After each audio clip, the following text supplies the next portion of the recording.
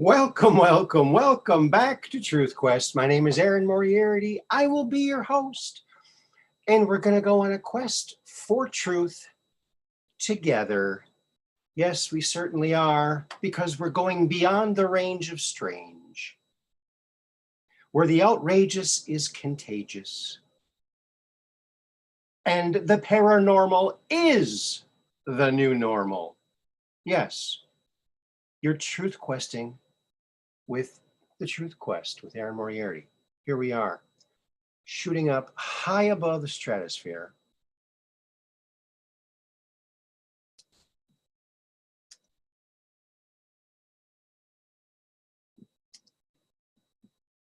Yes, high above the stratosphere, in a place we know as no fear, flying high above the stratosphere in no fear. And we're broadcasting, of course, deep within the blogosphere. So there we go. And I'm going to go ahead and share this on out to my Facebook page. So to all of our friends, get their little notification if they belong to the page, Truth Quest with Moriarity on Facebook. Let's see if we can do that. Sounds like a plan, Stan. Well, I hope you're all having a wonderful, wonderful evening here. It's Wednesday, but if you're watching this on replay, it might not be Wednesday, although it might be. I hope you're having fun and living as free as you can.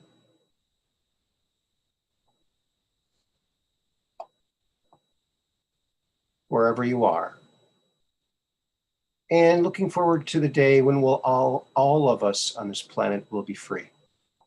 And that will be a marvelous, marvelous thing, let me tell you.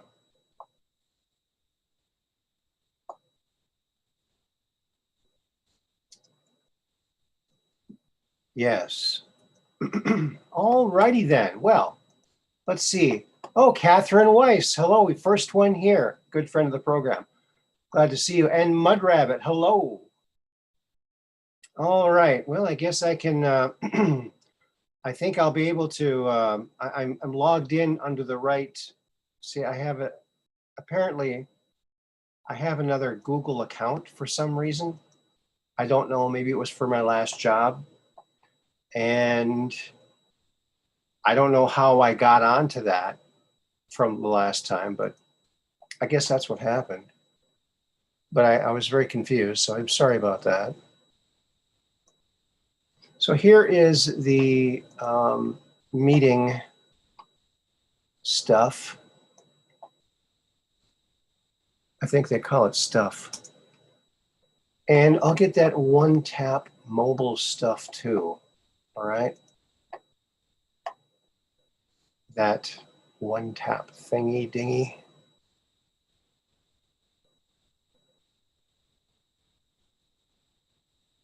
Let's see, I think you only need one number. I don't know. Well, we'll just get this whole bank of whatever this is. I don't know. People with phones can understand that. I had a flip phone. I kind of liked the old flip phone. You know, you could like throw those things and they would never get broken, you know? You know, that, I guess that was right at the beginning of the cell phone frenzy that started, I guess back in the early 90s.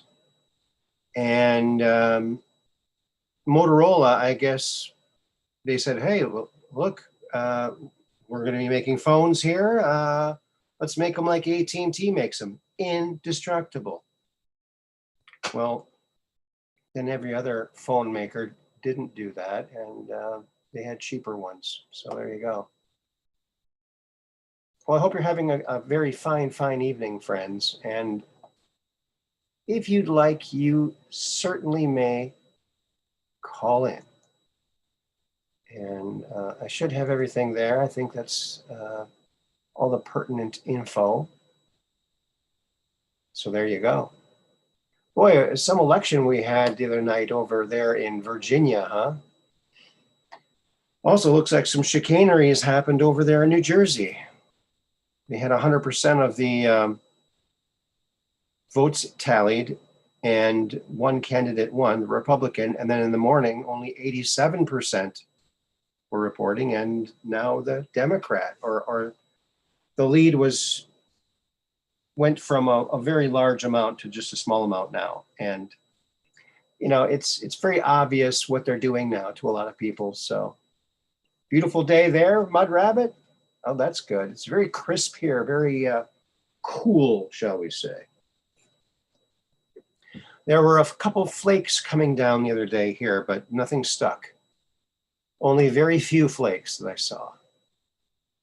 So not looking forward to shoveling the weather. However, if I lived in a warmer climate, they have scorpions and snakes and all kinds of other things and bugs year round. At least in the wintertime, we get a reprieve from the bugs, right? Well, friends, we got a couple interesting things to talk about today, as we always do.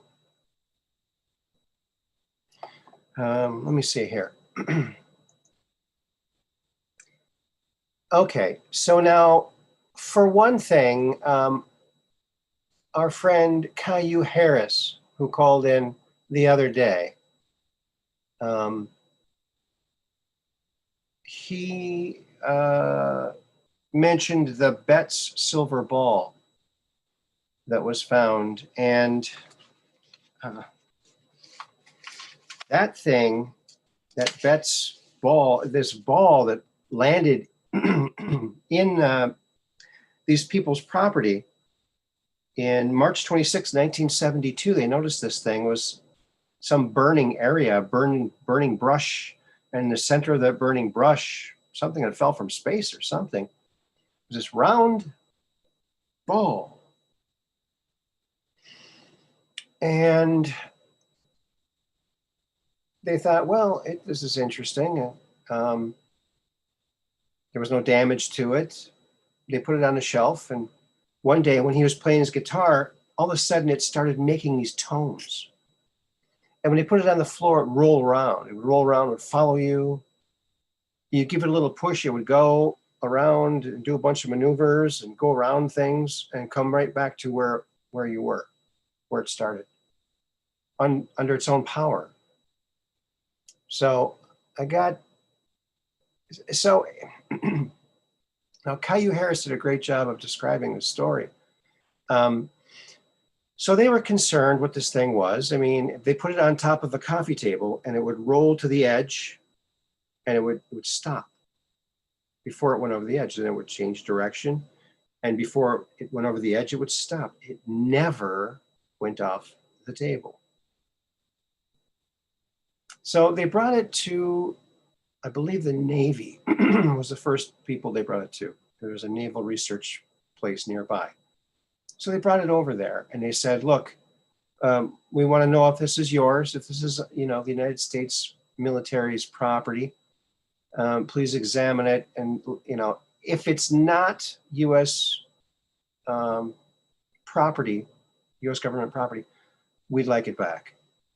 So they did a thorough examination of the thing, found out that it had 2 other balls inside, although they looked elongated. It's got 4 different magnetic poles. And it's quite something. Okay, so here is some pictures from the newspaper. And this is Mr. Betts and Mrs. Betts, and there's the ball. And there's, they showed it to their kid, and he's looking at it. All right, so they're pretty stumped about this. So after the Navy did this analysis,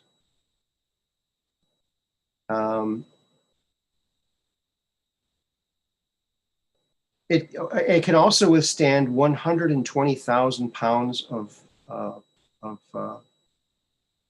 pressure per square inch. It's the metal is a magnetic um,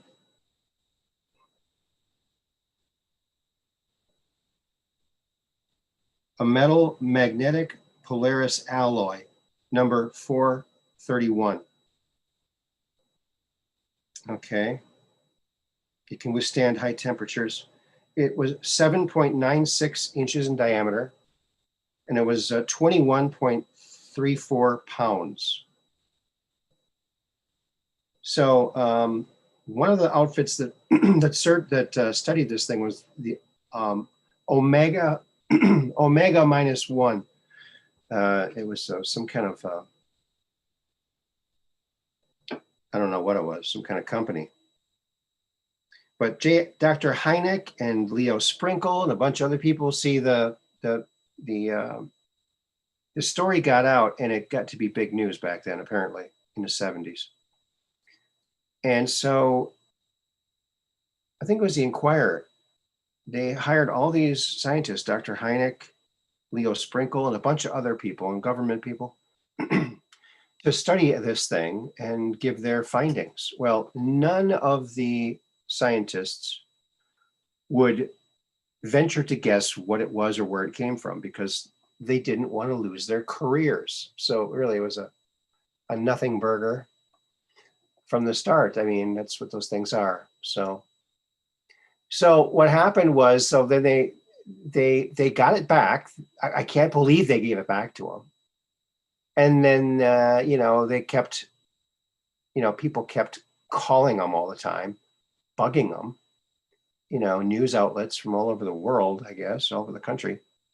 And they were still curious. So they brought it to the Marine Corps and to see if they could figure out what it was. So they took it and they examined it.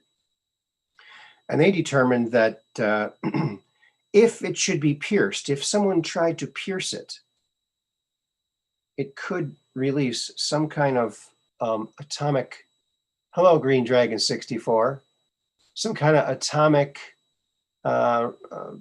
explosion, possibly. So then all of a sudden, the family, shortly thereafter, was gone. And the sphere was gone. No one knows where they went. Sounds very curious to me. I'd say they were pretty brave to bring it to the military, and when they got it back, I mean, they were probably being watched like hawks, right? So that's what it looks like. And then, so this thing's been missing. And what happens recently? Guess what? I was researching this thing today. And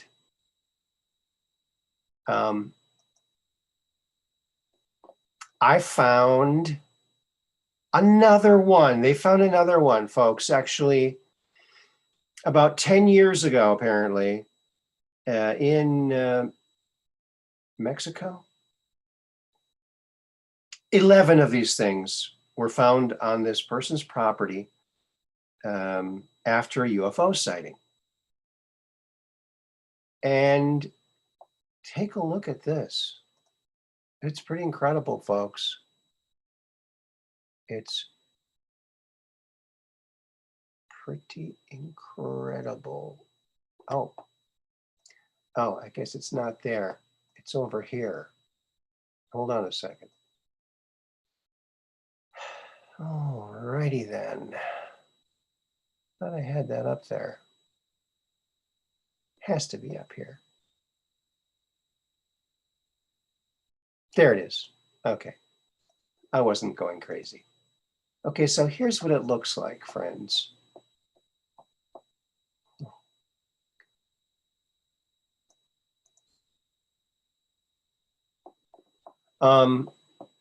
So you can see it's silver. Now this one is bigger. It's bigger, and it's not 21 pounds. It's like 50 pounds, but it does the same kind of a thing. Same kind of a thing. very curious indeed. And let's see, there is a little video that shows this thing moving around under its own volition. And but what this researcher did that has this, he was asked by the people who, have it to research it. He blasted it with like 100,000 volts of electricity, and now it doesn't do anything. I mean, I don't think he should have done that. I don't think that he should have done that. Now, who knows what these things are, right? They roll around, and this is 55 pounds, or over 50 pounds, this one is. And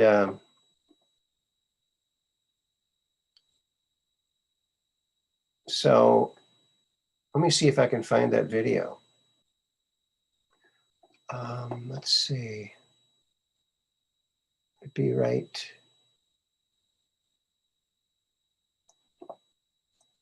here. That's not it. Is this it?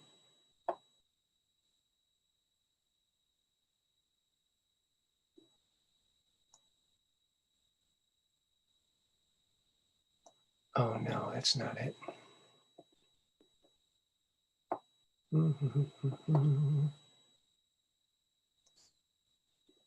There it is.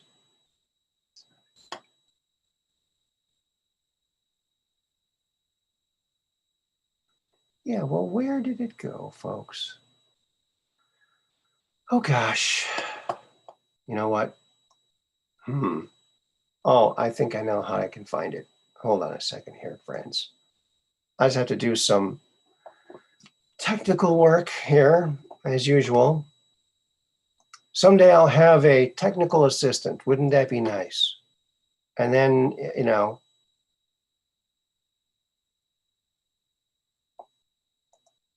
and then things will be a little smoother. But this ball is so fascinating. They figured out that the shell of it is only about a ½ inch thick. Okay. The original one had a triangle-shaped image kind of etched into the surface. And this other one has a round kind of a etching. He calls it a sleeve. He thinks it goes all the way through it. I don't know. He's not been able to. He has not been able to X-ray it yet. He's trying to find someone that can X-ray it. And so I think it's very fascinating. And well, the fascinating thing about this story is this family that said 11 of these things, these spheres, ended up in their yard one day or on their property. They kept one of them. Well, where are the other ones? What do you mean you kept them? Would you sold them? Gave them to the military? Did someone come up and take them? What happened to them? And that's part of the story I'm trying to figure out still. So,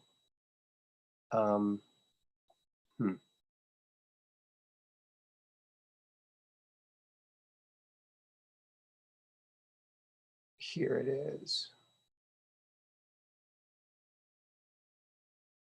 No, that's not it either.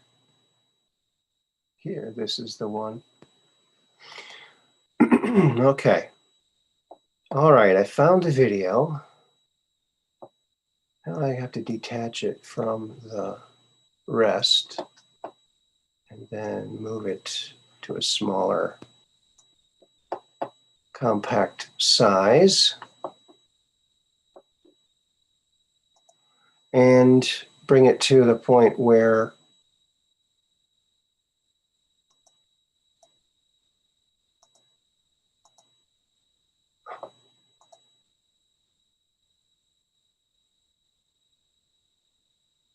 okay. What? All right, something's going on here. I think Someone doesn't want me to do this, friends. Okay.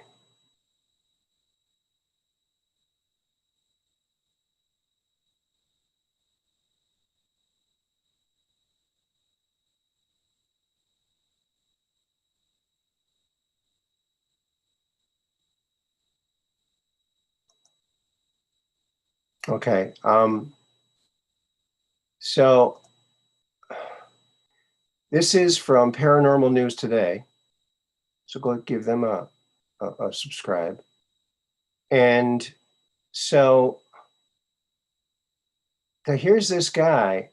What's his name?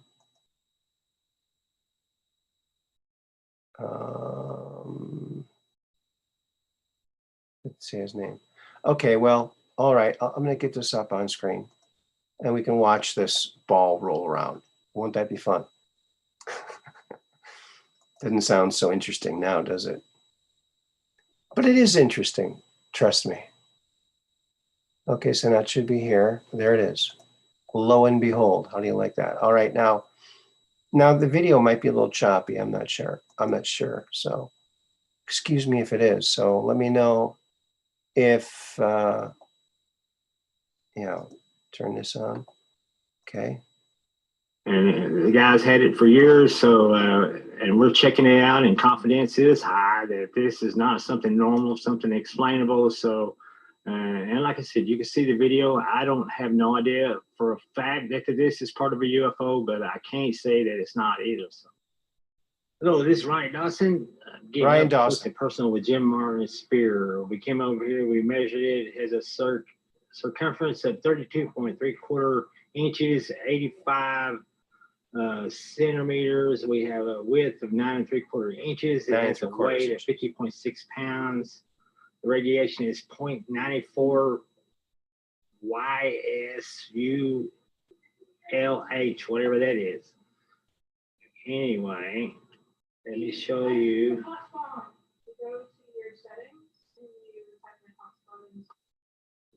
So there it is. This is a sphere of Jim Martin's that came from a UFO.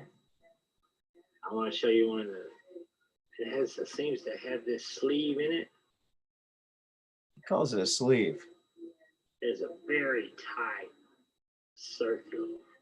It's kind of hard to see right here. Feel it with your fingernail. It goes around kind of like a barely notice it. Cap that might come off or something. It's incredibly tight. It seems to go plumb through the ball. How could you think that it goes through the ball? How could you tell? How close this thing is cut. Yeah, very precision. Enlarged here on the camera. Okay, so he's just touching it. Let's skip ahead to where he's putting it on the ground. So he puts it on the ground. I'm just going to sit it down now.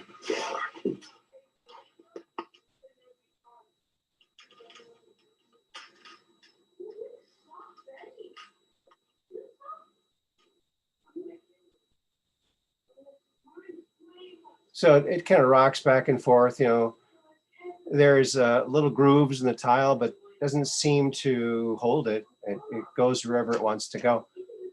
Now, it doesn't really go very far until he gives it a nudge. Then it starts going. So let me see if I can speed it ahead here. Well, it's coming. It's coming. He's going to do it right about now. So this is interesting. So he's going to give it a little push. Very slight. So as you can see, it's about the size of a bowling ball.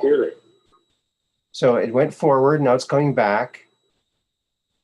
I know when it's not rolling. I can hear the sand on the floor underneath it.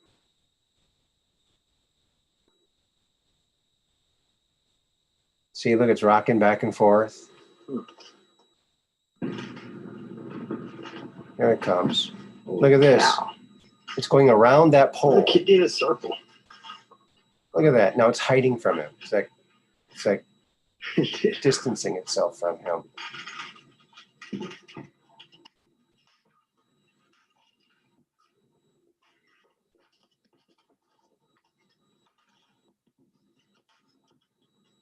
So it changes directions all on its own. Look at that.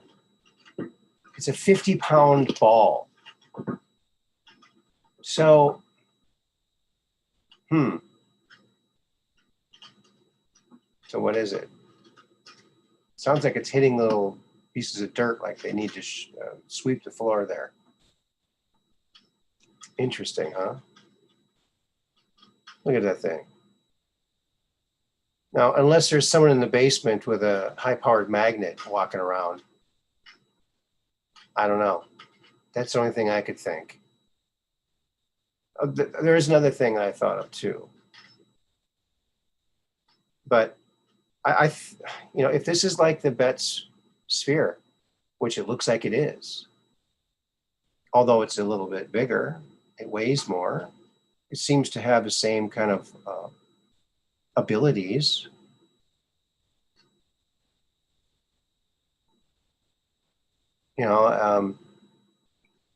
They said it was seen, 11 of these things showed up in their yard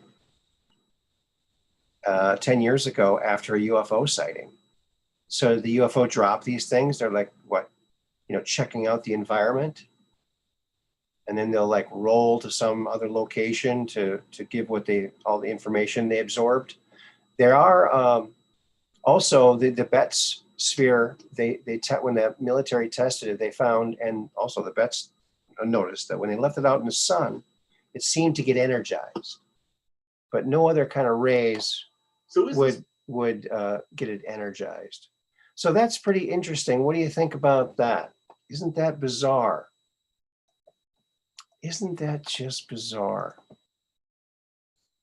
Put a little message in here for the chat members that come in. Let me check the old Chat-O-Matic over here on the YouTube.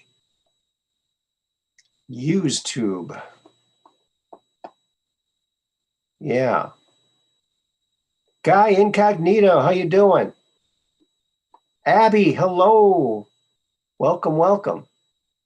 So yeah, that's a good video. I'll what happened? What happened here?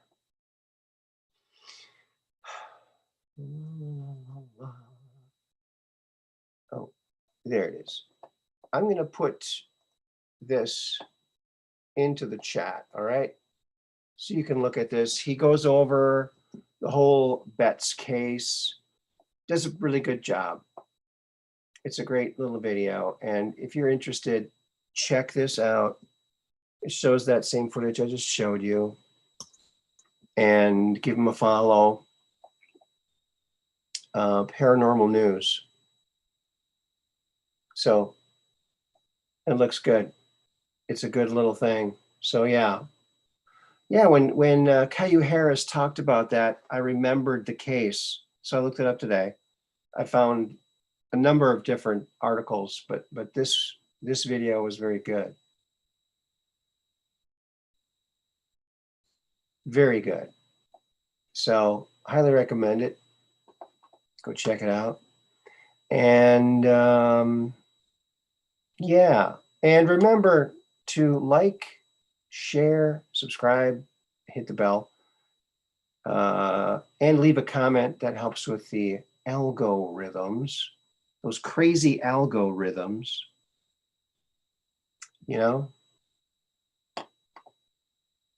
So that helps a lot. Yeah, it's amazing what happened over there in Virginia, although I thought I heard that they have till Friday to get all of the absentee ballots in, or the mail-in or something. I mean, yeah. I think election day has to be one day and nothing after. You know what I'm saying? It's just too easy to cheat. And we've all seen that. There's ample evidence everywhere, except one place where you won't find any evidence. That's on the lamestream media, where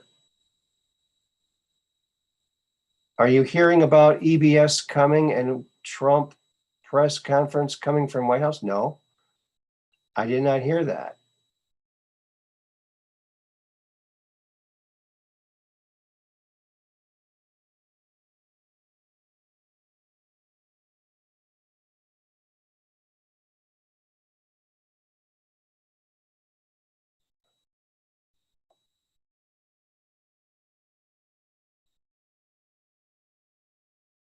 Oh boy.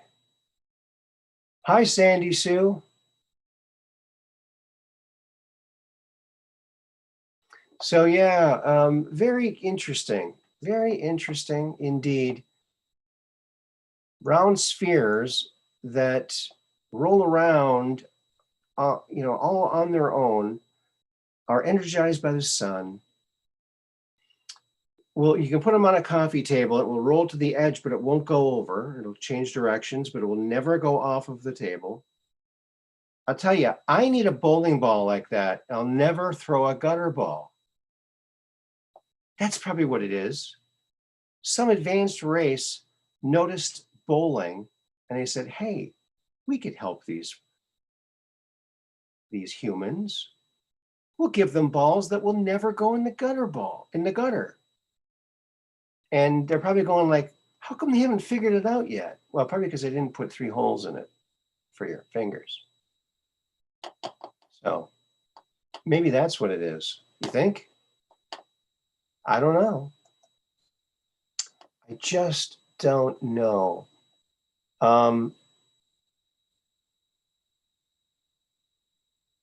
Yeah.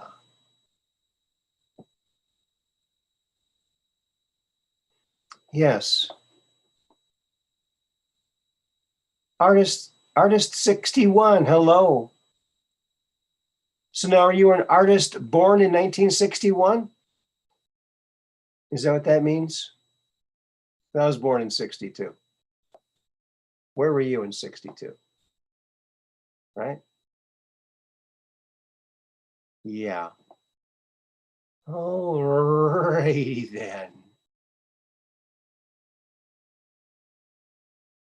So, I don't know about this. So, many of you know Corey Good's story and things that he's talked about. Have you heard about, here's something strange, friends. So Corey was talking about how they found, they meaning, I guess the Black Ops secret portions of our military and military industrial complex. They found these giants. Now, when I say giants, maybe they're not really much bigger than us, but they're a little bit bigger than us. And they have dark hair. And they're in these sarcophagi. And they're in a time well. So what it was explained, what Corey was saying was, these beings, these, who knows what time era they're from, what they got into these sarcophagi that are like a time well, and they'll be like just going for a 15-minute nap. When they wake up, they're 30,000 years into the future, or however many years. So that's the way the time well works. And so some footage came out of these, and also some information that Abraham Lincoln was shown these when he was president. This is how long they've known about some of this stuff, friends. And he was brought to see one of these beings, and it was near the Niagara Falls. And it's rumored, it's said that there's like a door or a doorway or a wall or something when you enter this cave structure where these giants are in stasis. And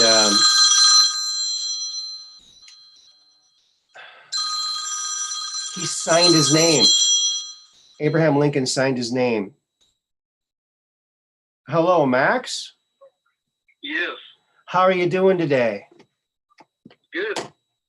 I was How are you? I'm doing very well. I was just about to show, I was doing a prep for this second video I'm showing about these red-headed or dark-haired giants that they found in stasis. Have you heard about those? Yeah, 6 fingers and 6 toes.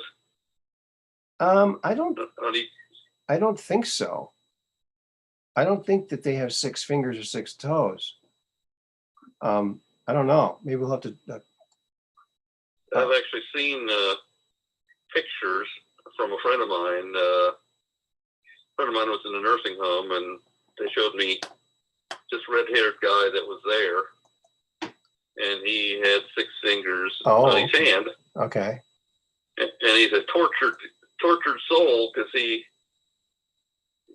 so desperately wanted to be normal. Yeah, you told me about this. Yeah. Okay. Yeah. Finger with a Yeah. hatchet. Oh God, that's rough, man. Oh, that's rough. So okay, I got this video up. Maybe we'll try and focus on the hands, but it looks like they have more dark hair rather than red, but they're very large people, and not very much larger than us, but a good deal larger than us. I'm not exactly sure how tall they are, but they're in these time wells. So I was explaining that Corey was talking about how they might have gone into these sarcophagi, these time well sarcophagi, and taken a 15-minute nap. And then when they wake up, it's 30,000 years in the future. So the cabal has been trying to wake these beings up. And I think this is an example of one that isn't going to make it. I don't think he's still viable, but we'll just play this. And I'm just going to turn off the sound and you can look at it. So here's this person in this sarcophagus. There's no top on. He's got like a metal fish on his chest, kind of like a decorative plaque with some kind of ancient writing. It looks very human. He's got his privates covered with other metal pieces and a crown. They're taking readings from it. He seems to have gemstones for his eyes or on his eyelids or something. But this second one here, now this one, when you touched it, it still has, the skin was boinging back like it was still alive, like it could wake up at any moment. And here's some gold artifacts that are all around it, like possibly solid gold, very Egyptian looking stuff. And if this is the one near Niagara Falls, the one that Abraham Lincoln saw, he's got a metal armband. They're not really showing their hands or their feet. He's got a very silky looking beard, dark beard, very dark complected, and a lot of gold stuff around him. Very, very interesting. So yeah, what is that, huh? Interesting. Apparently the cabal has not had very much luck bringing these beings back or to life again like they were trying to. So what's new with you today? First of all, sorry I had to drop off last time. I figured that was better than snoring on the show. Oh, you fell asleep again, or you were falling asleep? I know. I saw I was starting to happen, so I said, okay, I'll just bow out. All right. I figured you'd discover that. Yeah, I thought, well, he either fell asleep and it hung up, or his phone went out of, power or something. No, I just decided that it was the revenge of the turkey sandwich again. Right. Well, and to be truthful, I've been final stages of cancer treatment of my own design, and it still takes me down a little bit each time I take it for a few days. Okay.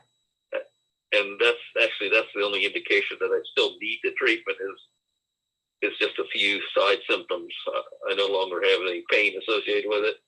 Okay. But it takes my system down a little bit, so that's why I continue to treat it. Okay. Interesting. But everything's good. Well, what I've been working on is going down different tangents. One tangent is in the future they're going to use the enzymes present in mushrooms to break down chemical waste. Okay. And I've been exploring that. They know that there's one researcher out there that's very big into this, trying to develop this technology, but they've taken blue oyster mushrooms and get them growing on their normal food source, which is things like wood and such, and get it started growing, and then subject it to oil, oil sludge, and it takes off. It takes a little doing, but it adapts, and eventually will chew up the oil. Okay. So it can be used. It develops the enzymes it needs to break down the oil and use it as a foodstuff. Interesting. But in the same way, these things can be basically trained to digest all kinds of hydrocarbons that otherwise are not no good way of getting rid of it. Mm-hmm. So we'll have the ability in the future to not have to dispose of chemical waste. Right now, they're buried, and for the most part, there are a few high temperature incineration methods, but they're not perfect, and they release things usually to the air. Mm-hmm. So for the most part, chemical waste that are really hazardous are still stored on the planet, and of course, we put a fair amount of these wastes in our landfill in the form of paints and things like that, and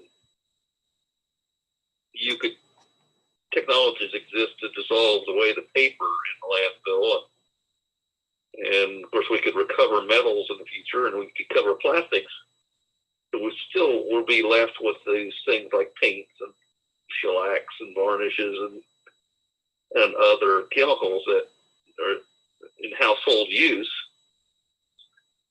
that we'd have to learn how to get rid of. Okay.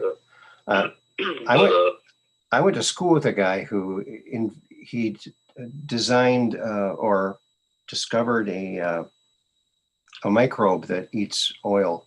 But I just got a super chat from Sandy Sue 22, and she says, "Aaron, have you done any more Elvis tribute shows?" Well, yes, I did do one not too long ago, and I got something from Sandy Sue, and check this out. Look what this wonderful person did.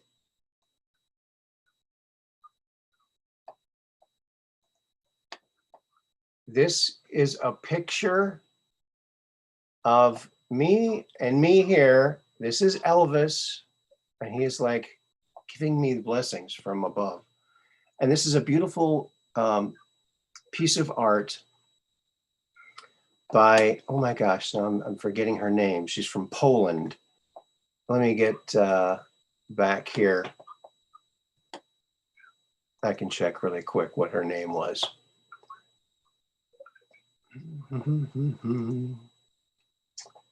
Have you been working on your song at all? Yeah, I've been working on it a little bit. Yep, and a couple other ones too.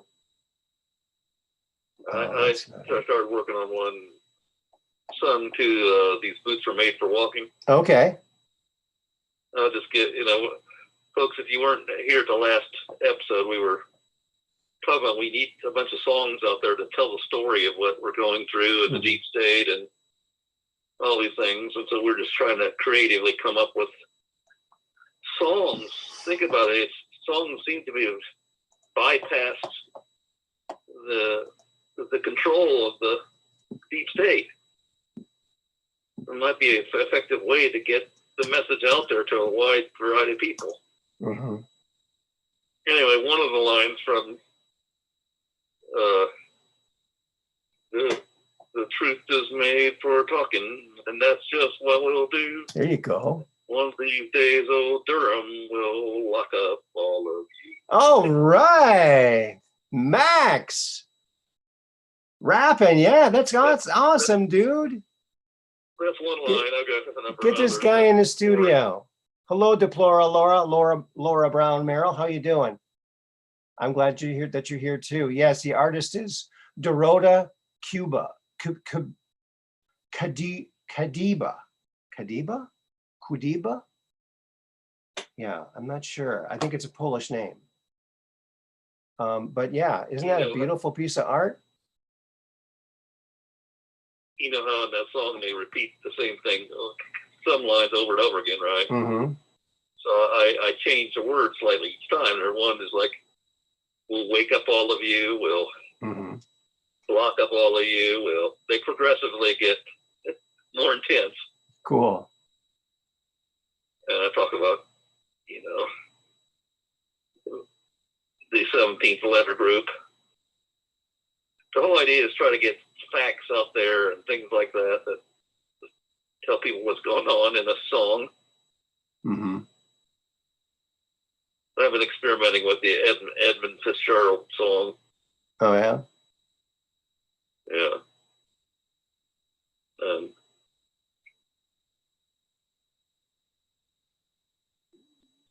Yeah, that was a big hit. Something that started out was like,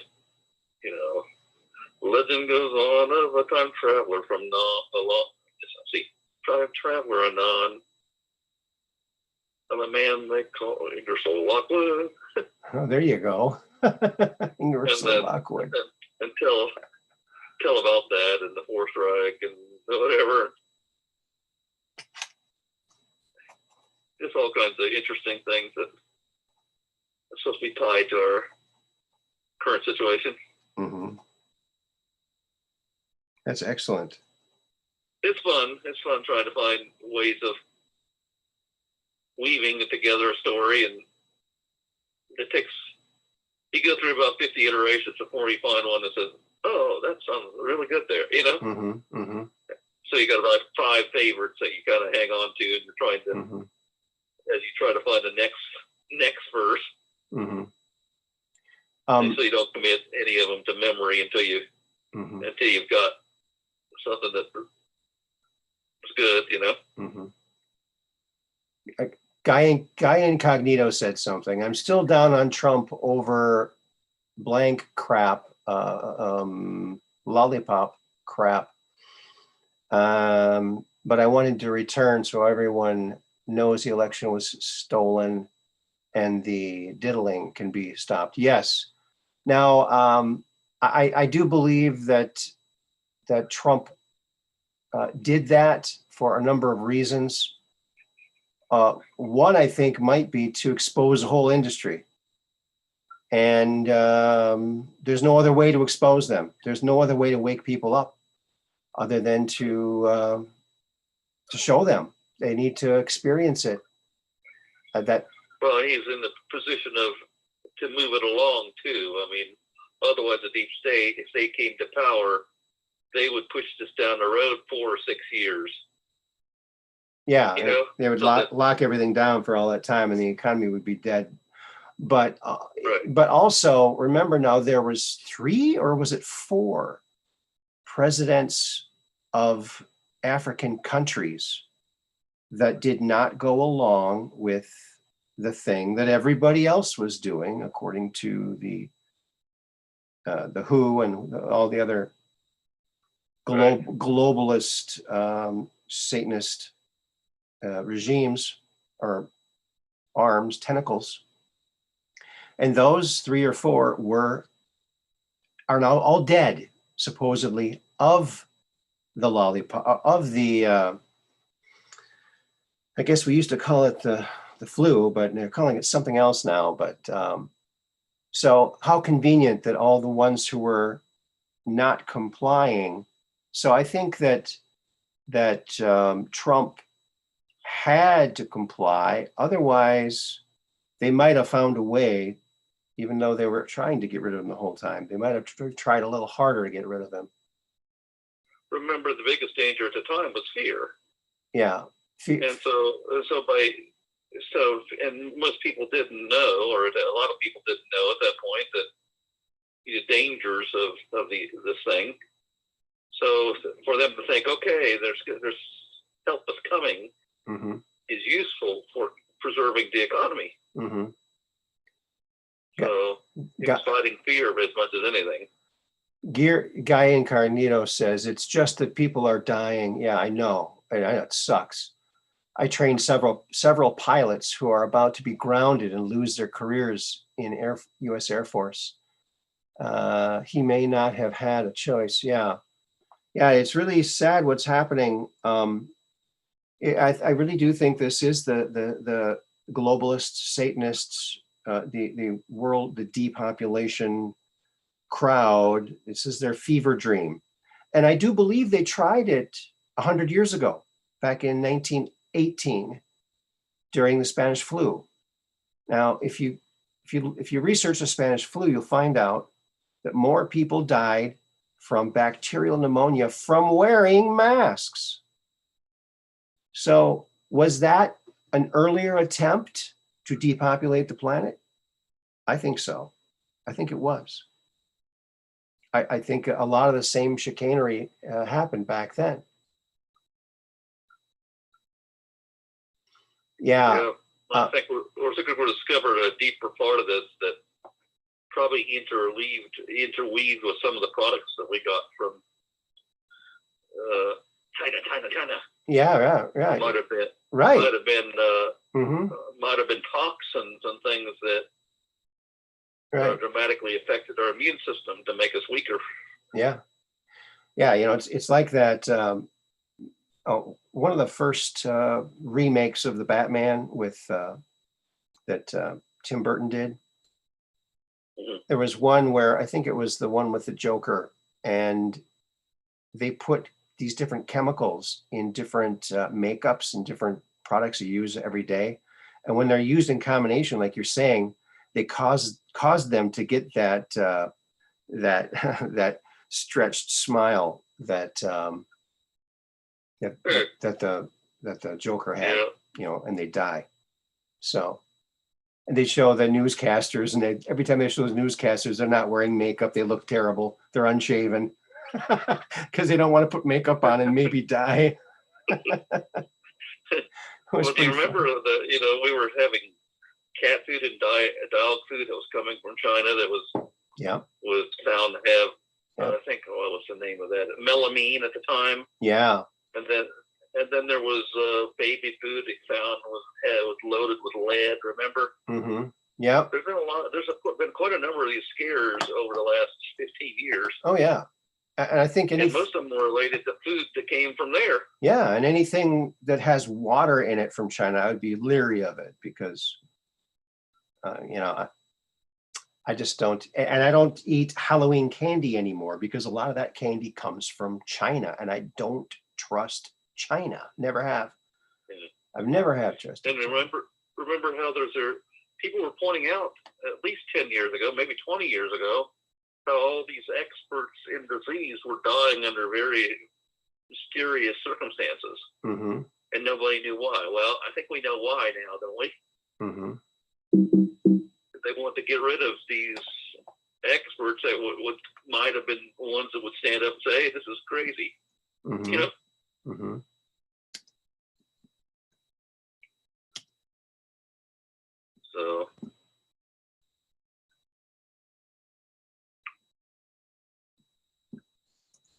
Yeah. But there's all kinds of mysterious deaths that are occurring amongst Mhm. disease experts. All very bizarre deaths, you know? Mhm. Meant Hey, to look like suicides or accidents or hey, Caillou Harris, how you doing? Guy Incognito says, I don't think Trump is a bad man, just aloof and ineffective at times. Well, I don't know if you could say ineffective. Here's the thing. I've never seen anyone get so much done in so little time as he did.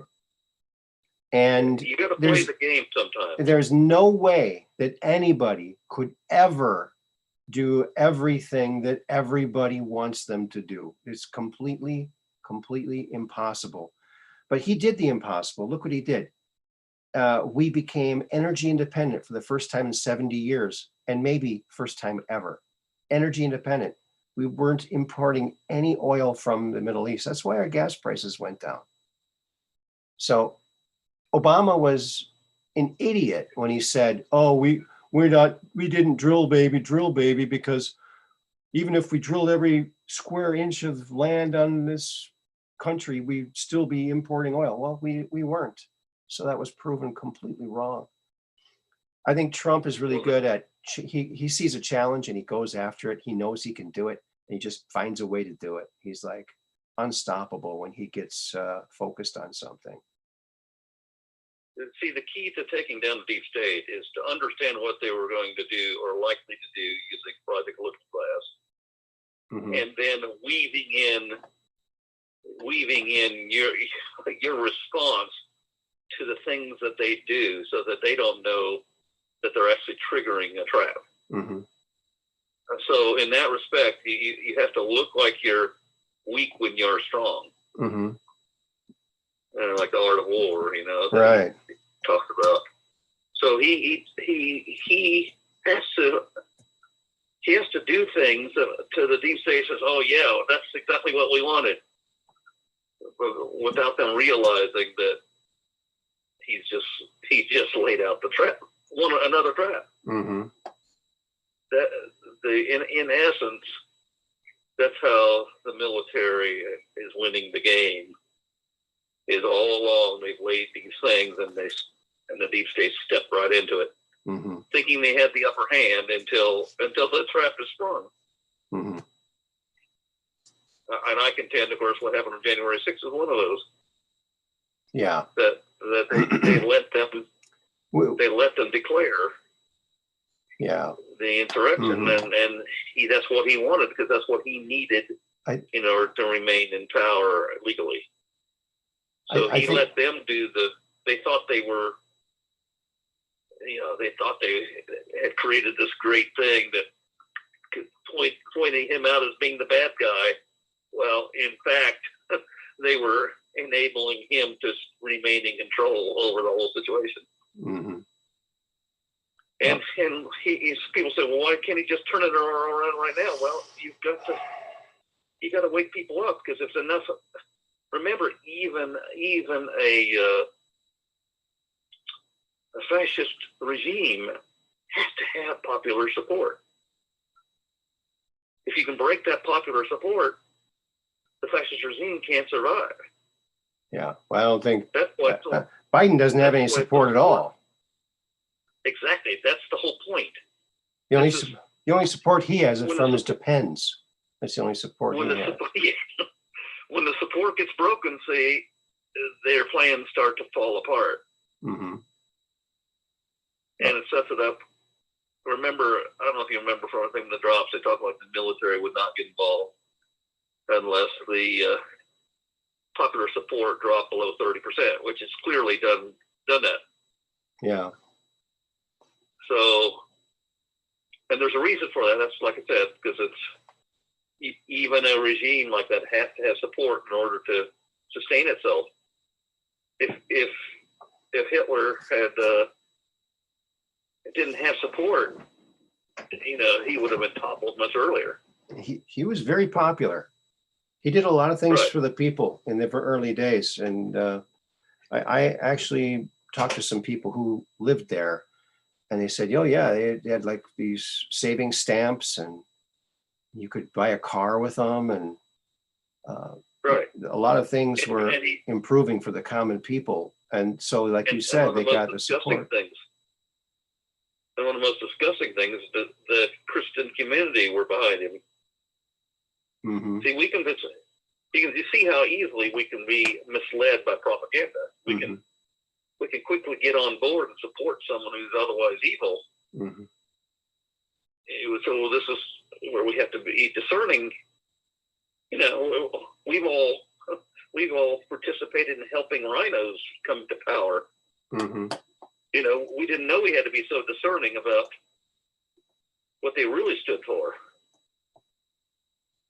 You know, we still have to decide how we approach that. You know, how do we seek? I guess we're going to have to see, do they support America First agenda? Yeah, and continued competency training, which is what this guy that calls in Red Pill all the time, I can't remember his name, but Cracking the Eggshell of Resistance, I think is the name of his website. But he's really smart. He's really smart. He's, you know, he's got a really good idea. We know they're lining up a whole bunch of rhino candidates, right? So we have to make sure that we can ask them the questions that will reveal who they are. You know, they're going to be very cagey about how they answer, right? So we'll have to look for that. And maybe candidates we know are good. We have to develop what questions to ask, how to discern a rhino from a non-rhino. Mm-hmm. Early on in this process. Otherwise, we'll just elect a whole bunch of new rhinos. So give a lot of thought to that, people. What would we ask? What would we? You know, the more we get them to talk, the more they'll reveal themselves. Especially if we talked about America First. A lot of these rhinos, remember, might be triggered just like other people. So you say enough things, you know. See whether or not but some of the rhinos will be smart. Some of them will know to use Trump in what they say and whatever, right? But they're just lying. Mm-hmm. So we won't necessarily be able to find all of them, but we've got to find most of them. So anyway. Okay. All right. We have another caller. Caillou Harris is in the house, so we're going to let him in here and see what he has to say as well.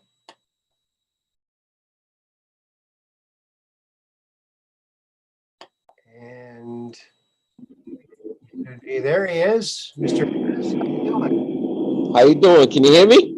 I can hear you. Yeah. Hey, what's going on? What's going on, Max? Hey, how are you? Hey, how's everybody doing?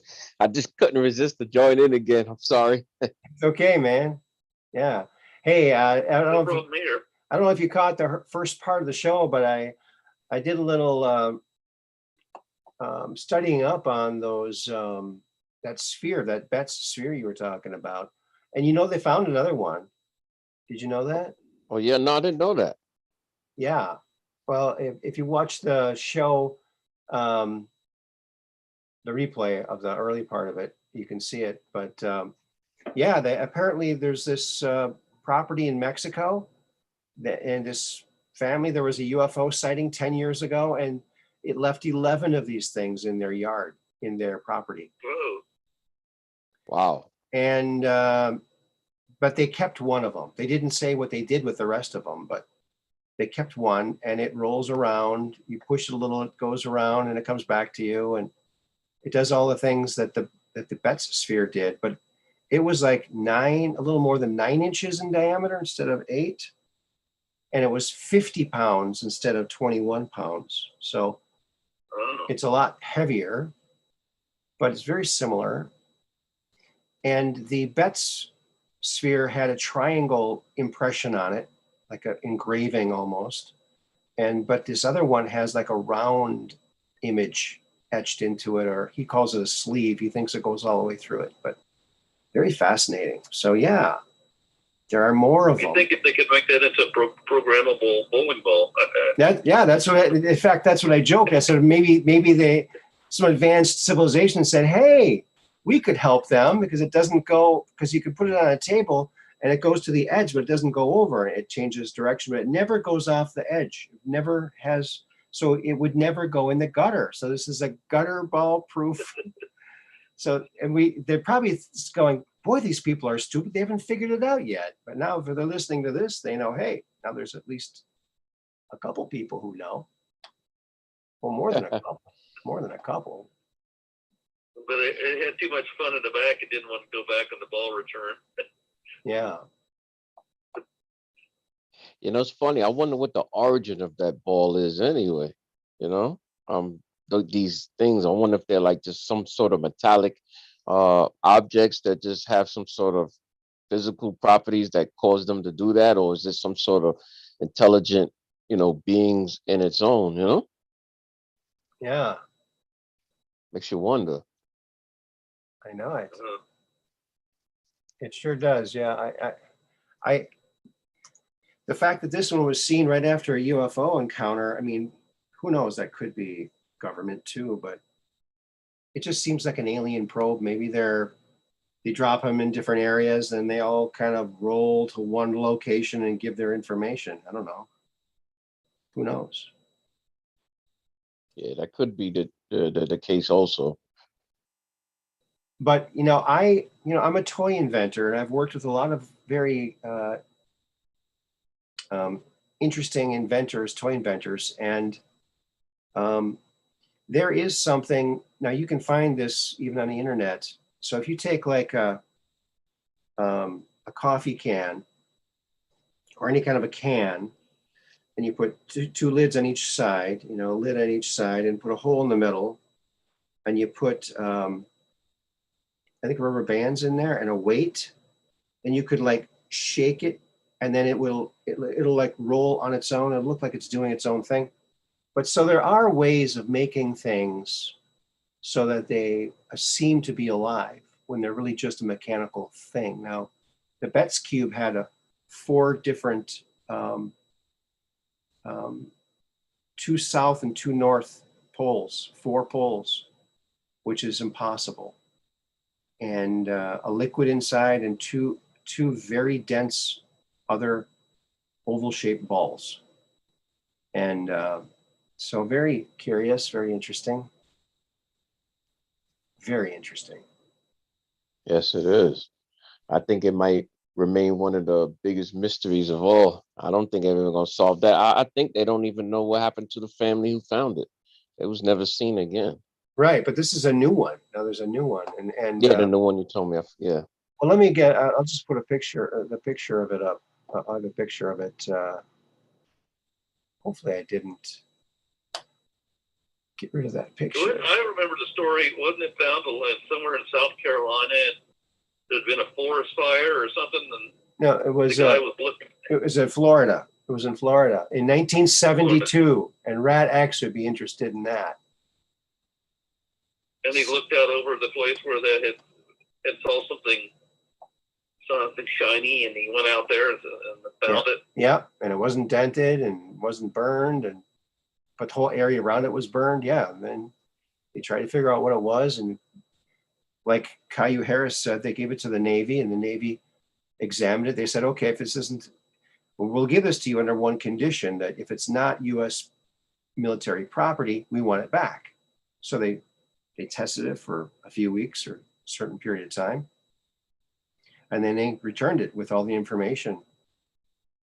But then later they brought it to the Marine Corps, and after that, that's when it sort of disappeared and the family disappeared. So, but now this is a different sphere. It's a different size. It's a different weight. It's got a different etching on it, not triangle, but circular. So it's very similar. I mean, maybe they're all different kind of sizes.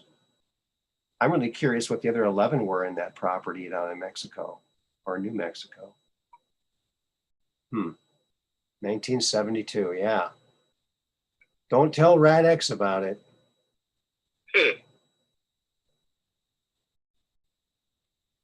Mm. Yeah. Yeah, I Interesting. didn't know about this second story. That's curious. Isn't that interesting? Yes. I'm gonna look more into this later.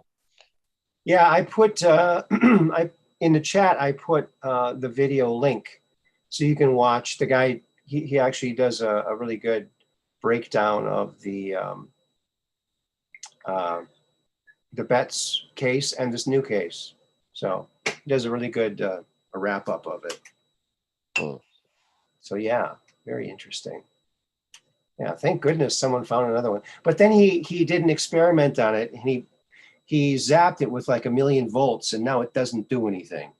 Like, what an idiot! I think I'll just zap it with 1,000,000 volts and see what happens. It only made like a couple little marks on it, but now it doesn't do anything. Interesting. Yeah, I don't know, man. I would never do that. I mean, also, I mean, if it was doing something negative, that's one thing, but it wasn't doing anything negative. right. Well, they wanted to like find out what was inside it. And the Marine Corps, after the Navy looked at it, the Marine Corps said, well, or some scientists made a hypothesis about it and said, well, if you open it up, there's dense materials in there that don't exist on Earth, and that might cause like a nuclear explosion if you open it up or something. So, so after that report came out, then the family disappeared. The family was gone. The sphere was gone. So was it, okay, this thing is dangerous. We have to, relocate these people with new names, or we need to like kill all these people and take this to the military. Like, I don't know. What did they do? Be nice to know. I've got a true story about a dense material that was interesting. I was helping out a friend who was looking for mineral deposits in South America, and I was kind of the technical go-to person. Mm-hmm. And there's this one place he was looking for titanium-based minerals is what he was looking, but he was keeping an eye out for anything he thought might be of economic value.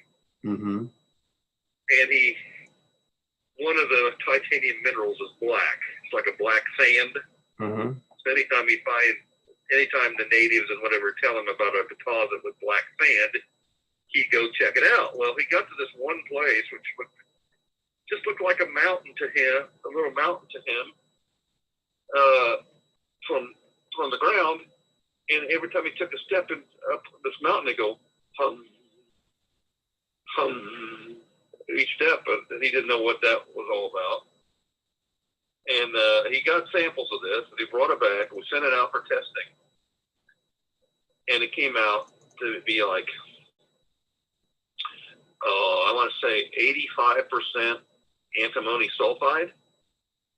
Okay. Well, that doesn't sound that significant until you find out that the highest concentration antimony sulfide was ever found on the planet previous to this was something in the order of 20 to 25% concentration. It says, so what? Why is that so important? It says, because antimony sulfide is believed to originate in the core of the planet. So something having a very high concentration means it had a more direct path to the center of the planet. And later we found that he was probably walking on what's called a lava cone, and it's probably hollow. And he could have. That's why it hummed when he took a step, and he could have actually fell. God knows how far, But anyway, the sample. The other curious thing about the sample is I had him. He wasn't looking for every metal, right? Because it costs a lot of money to scan for everything, right? Mhm. I said, well, you ought to be looking for diamonds and gold. He says, why diamonds and gold? It's because diamonds and gold are thought to originate in the core of the planet too. And he actually tested it, and the concentration of the gold was a higher concentration than has ever been seen before. I think it was 24.8 ounces per ton. Huge number. And there were diamonds present. And this has all been kind of sworn in secrecy until we tried to get developers to develop this deposit. Of course, it requires, since it's in another country, it requires, negotiations on a grand scale with governments. Okay. So that's still an ongoing process. But all this, when they started finding these things, it justified a more higher analysis of this material. And it came out that there was 5% unknown. And when we asked about unknown, it says it's not on our periodic table. Wow. We don't know what this is. And so I warn people, it says, be careful about trying to separate it from the antimony sulfide, because how do we know the antimony sulfide might be stabilizing? We might be in something akin to a nuclear material that's only stable in the presence of this antimony. And so now I haven't gotten a sample. I'm supposed to eventually get a sample of it. I'm not quite certain what I'll do when I do get a sample of it. Mm-hmm. That's part of the problem. Mm-hmm. But there was other things we looked at. We found in the middle of a jungle, South America. I won't say where it is. That we found the presence of a rare ore, Columbium ore, and it wasn't Colombia. And this ore is so valuable that at the time, I think a tractor trailer load of this ore was worth about $40 million. Wow. And since it's in the middle of the jungle, the whole question is, well, how can you possibly get at this? It's like 100 miles from the nearest city, for that matter. You mean you're going to cut your way through 100 miles of jungle to get to this and bring mining equipment there? How are you going to get this? Well, it's actually near the surface of the earth, so I came up with a plan that would involve the U.S. government. The U.S. government has just giant helicopters can come down and grab a container. Okay. It's designed so a container fits right underneath it. The giant military helicopters. Yeah. And if we went forward with this, I was going to contract with the plan was to sell it to the U.S. government. And then they would provide the means of getting it out. Okay. So anyway, so just a little aside about some interesting things that don't show up on a periodic table, and Mm-hmm. there are strange things around the planet that are unexplained even today. If you really dig into them. And do the analysis. And we sent it to some high-level laboratories to try to understand what was in the sample, especially if we got 5% unknown. We didn't tell them what we were looking for, but we were trying to get them to test for anything exotic. And we were told, well, that's 5%. It doesn't conform to any known element. Okay. So there's speculation that there might be an element, that has some unknown function in the core of our planet. Interesting. You mentioned nuclear material. I have. It could be. I mean, I've been dealing with some nuclear material here, and I got to tell you, it's refreshing. because I couldn't see out of these windows till I cleaned them. Now they're new and they're clear. Nuclear. Very new. That's not a dad joke. That's an Aaron special. Yeah, that's a pretty bad one, I'll have to say. I'm pretty I proud. can't blame that on Dad. I'm awfully proud of the bad ones. I'm tragically proud of them. Yeah. Yeah. Now, Dark Brain made a comment here. I guess I have to read it because it was very interesting. And hello to all the people here, Yeah Boy, and everybody. So here's Dark Brain talking to Ya Boy Death is his name. Hey, Ya Boy Death. Bro, it's fun. Always different topics. UFOs, space program, hidden science, Elvis, minimal politics, a nice break. Yeah, that's what it is. Right? It's a nice break from all the stuff. Well, we live in such an amazing world. There's so many things. And I'm sure there's things that people come across that we're not hearing from in the chat and whatever that are equally as interesting. Oh, yeah. Yeah. Full disclosure involves everybody. And, that's why I like to interview people, even if they've never been interviewed before, if they have a story to tell. That's right. Like Caillou Harris. I mean, do you have any UFOs you've ever seen or anything like that? No, but there's something interesting that my family's seen a lot of interesting things. For example, my father, he used to work for Denver Airport. He was a security there.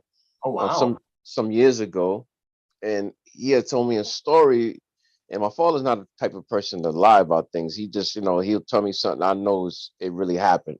And he doesn't have many stories, but this story is kind of strange because he said that one day he was working there security, and he was just standing there, and his job is just, to watch people who see any suspicious activity or whatever.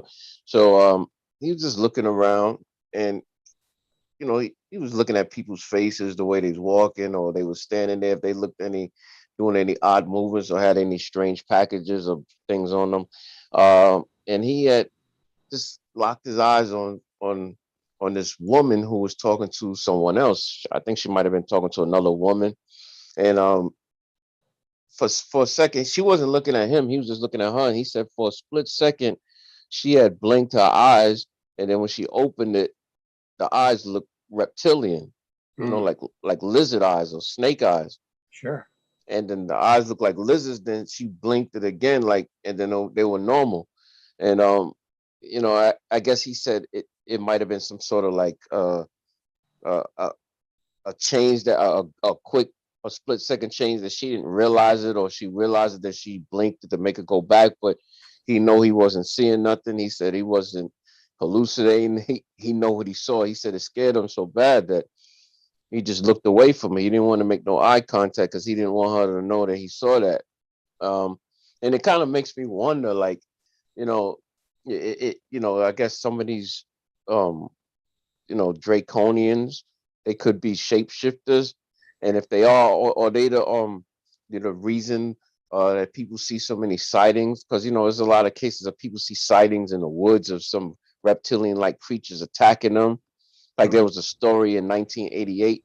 I don't know if you heard that story in Bishopville, South Carolina, near Skateboard Swamp. This young teenager, he was coming home, driving his car down a road, and there's woods on either side, and he got his tire at broke or whatever. So he stopped his car. He went in the back and changed his tire. And then as he was just finishing up, he was just getting ready to get up, and he had this thumping, coming through the woods. So he looks to the side and he sees this big reptilian creature, on bipedal on two legs running towards him. So he just panics and he jumps in his car. He just pulls off, and the creature manages to jump on top of the car, and he's trying to shake him off, swerving his car here and there, right and left. Finally, he gets the creature to fall off, by swerving to the left and swerving to the right. And it falls off after he swerves to the right, and he drove off. He went to the police and explained what he saw. He even drew a picture. They gave him lie detector test. He passed it. So like a lot of people, I heard a lot of stories about people running into these things, you know? So I Mhm. wonder if these creatures that people run into in the woods are the same draconian reptilians, or is this something totally different that resembles them, you know? Yeah, well, I did hear, I have heard that Earth has its own, you know, underground reptilians that are not Draco reptilians. They're supposedly from here. Yeah, Although, there's a lot of cases in Los Angeles. yeah, yeah, and I think in the 30s or 20s and 30s, they found underground tunnels, reptilian tunnels with reptilians down there. Yeah.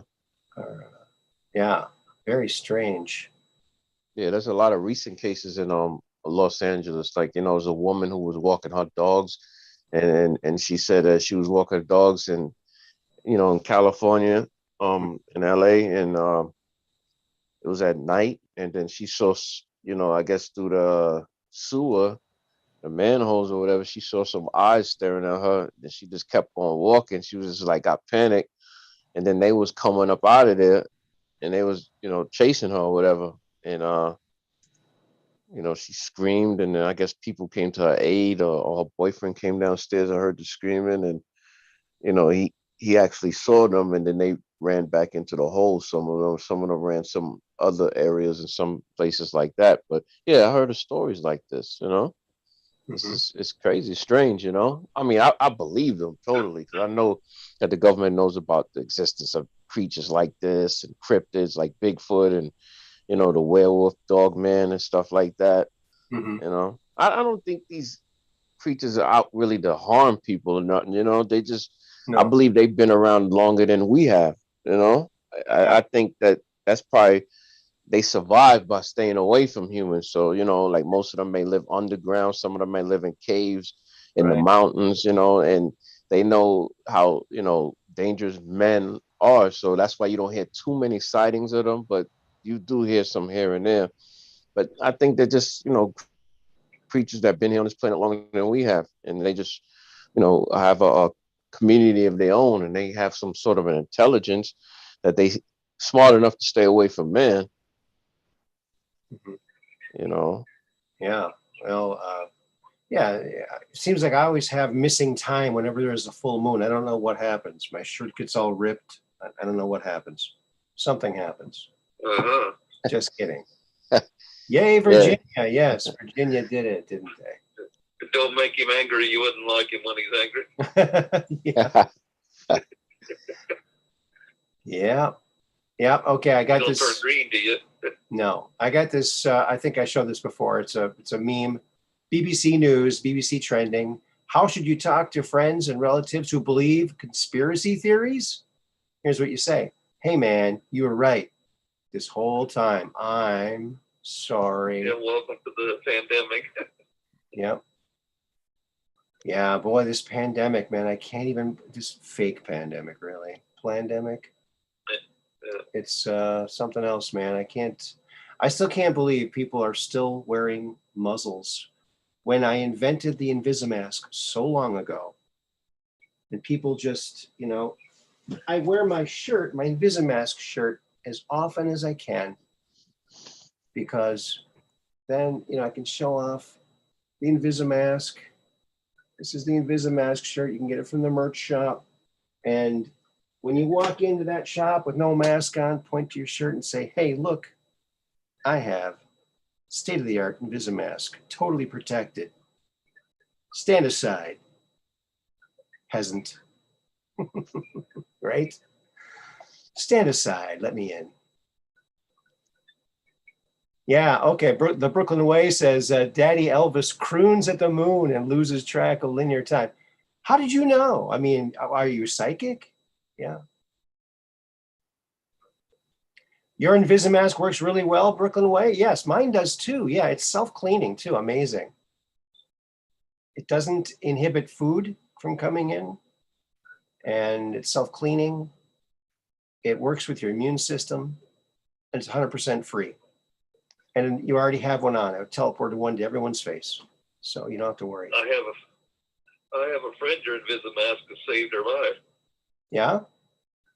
Yeah, she the doctors gave her something that they claimed she had this type of cancer.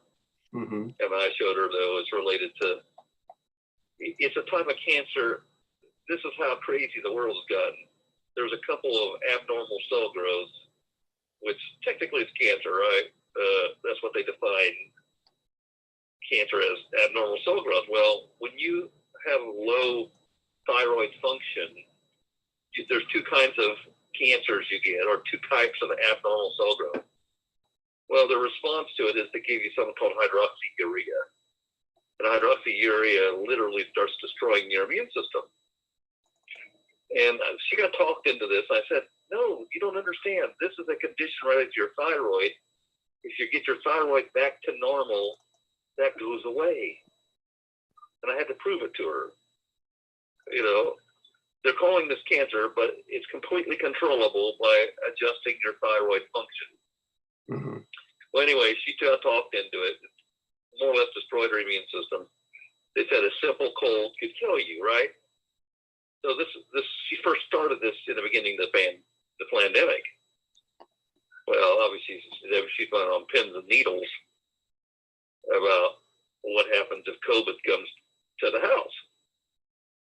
Well, recently her husband got COVID.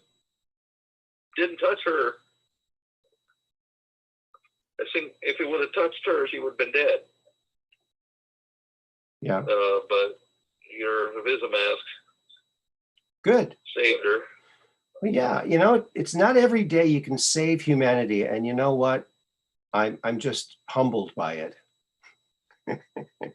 I'm stumbling with the humbleness. But you know what? Everybody can save the world. I just had it. You know, we're joking about this a little bit, but really, your intention is exceedingly powerful. Yes, yes. And remember now also, the placebo effect is 40% successful. So when you receive a placebo for anything, it's 40% successful because you believe it's going to Right. help. So Much why? greater than chance. So why aren't all medicines just placebos? Right. They work almost Well, half see, the time. This is representative of that power within us. Yeah. We have this idea of the law of one. We are portions of God reside within us. The divine lives within us. Mm-hmm. All we have to do is connect to the consciousness, and anything that we can imagine can be made true. That's what we're learning. That's what we're learning how to control. That's what we're learning, that our intention is what creates the world around us. Mm-hmm. I know that's kind of hard to grasp, and it sounds woo-woo to a lot of people, but it's like your intuition. Have you ever had the intuition that you're in a room with a bunch of people and you feel like there's something wrong here? I got to get out of here. Mm-hmm. You should always listen to that intuition. Oh yeah. Because there's probably something your intuition or higher self is picking up on that other people aren't seeing. Mm-hmm. And if you trust your intuition, you'll find you start using. It's like anything. You start using your intuition and trusting your intuition. You get more insights, Mm-hmm. and more you now start to realize what your intuition is, and you realize it works. And then what happens is you gain new abilities. Mm-hmm. This is what, when you start to realize that you really have these hidden abilities within you, you really wake up. Yeah. Because you start to realize everything you thought about the world is wrong. Mm-hmm. The power to change the world is in you. Each person that goes through the personal growth and looks within and says, you know what, I'm going to make, there's some things I don't quite like about myself, I'm going to make a change. You're changing the entire multiverse. You're changing what happens. Mhm. This is why it's so important right now. The people that are looking inside and say, "Hey, I'm gonna," you know, when they wake up, starting to wake up, they realize, you know, everything we've been told is wrong, and you have to look into yourself and look to God and look to higher things. And when you do that, you start to awaken to your real power. Mhm. Yeah. This is the awakening. This is the awakening. And when you realize that, as you're realizing that, you're reinforcing other people. Other people are waking up faster because of you. Mhm. Yep. And that's what's really accelerating across the planet. And one of the reasons they keep us apart is because I think it's faster if we're in close proximity to people and giving them hugs or shaking their hands or just being closer. Yeah. Yeah. You know. Yep. Yeah. Trust your immune system. You know, it's never let us down for millions of years. I got up on the screen here a picture of a very long cigar-shaped craft that was filmed at East Ranch recently, and it was cruising along the sky. He zoomed out a couple times. You could see the other stars around it. It's kind of green, lit up, very, very bright, very long. Boy. Where was this? Over East Ranch. Okay. I believe that's where this. I'd like to go there sometime. Yeah. Yeah, that would be fun. But yeah. I'd like to say hi to the Sasquatches that are there. Yeah. Have you heard the guy from Journey to Truth? He's talking about his experiences there. Oh, really? No, I didn't hear that. Yeah. There's like some fence way out there where they say there's a woods behind the fence there, and they claim that's where these Sasquatches live. And people have claimed you can go out there and they'll talk to you in your mind. You'll hear their thoughts in your mind. And he went out there. He's with one other person, and he tells a story on his show, one of his shows, and he's there, and he gets this voice and says, would you like to see us? Says most people are too afraid to do it, but if you want to see me or see us, we'll let you see us. And he said, no, this is Tyler, I think. And Tyler says, no, at this point, I don't want to see you because I'm afraid that I'll have a similar response. I don't want to have a fearful response. But he claimed that something, a gigantic hand, got placed on his shoulder. You know, and but if I were there, I'd like to just say hi and say, you know, thank them for revealing themselves to others. And it'd be interesting. That's who they should send up, or who Bezos should send up next after Captain Kirk. Send up a Sasquatch. Why not?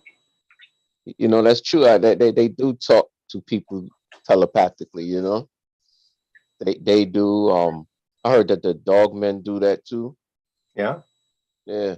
Supposedly they can run 6 times faster than a human. So what you know, what is I can't remember how the fastest human on a 100-yard dash. What is it? I can't remember. Or the shortest mile. Okay. I can't remember what it is. But imagine go 6 times faster than that. Wow. Of course, it's supposed they can teleport.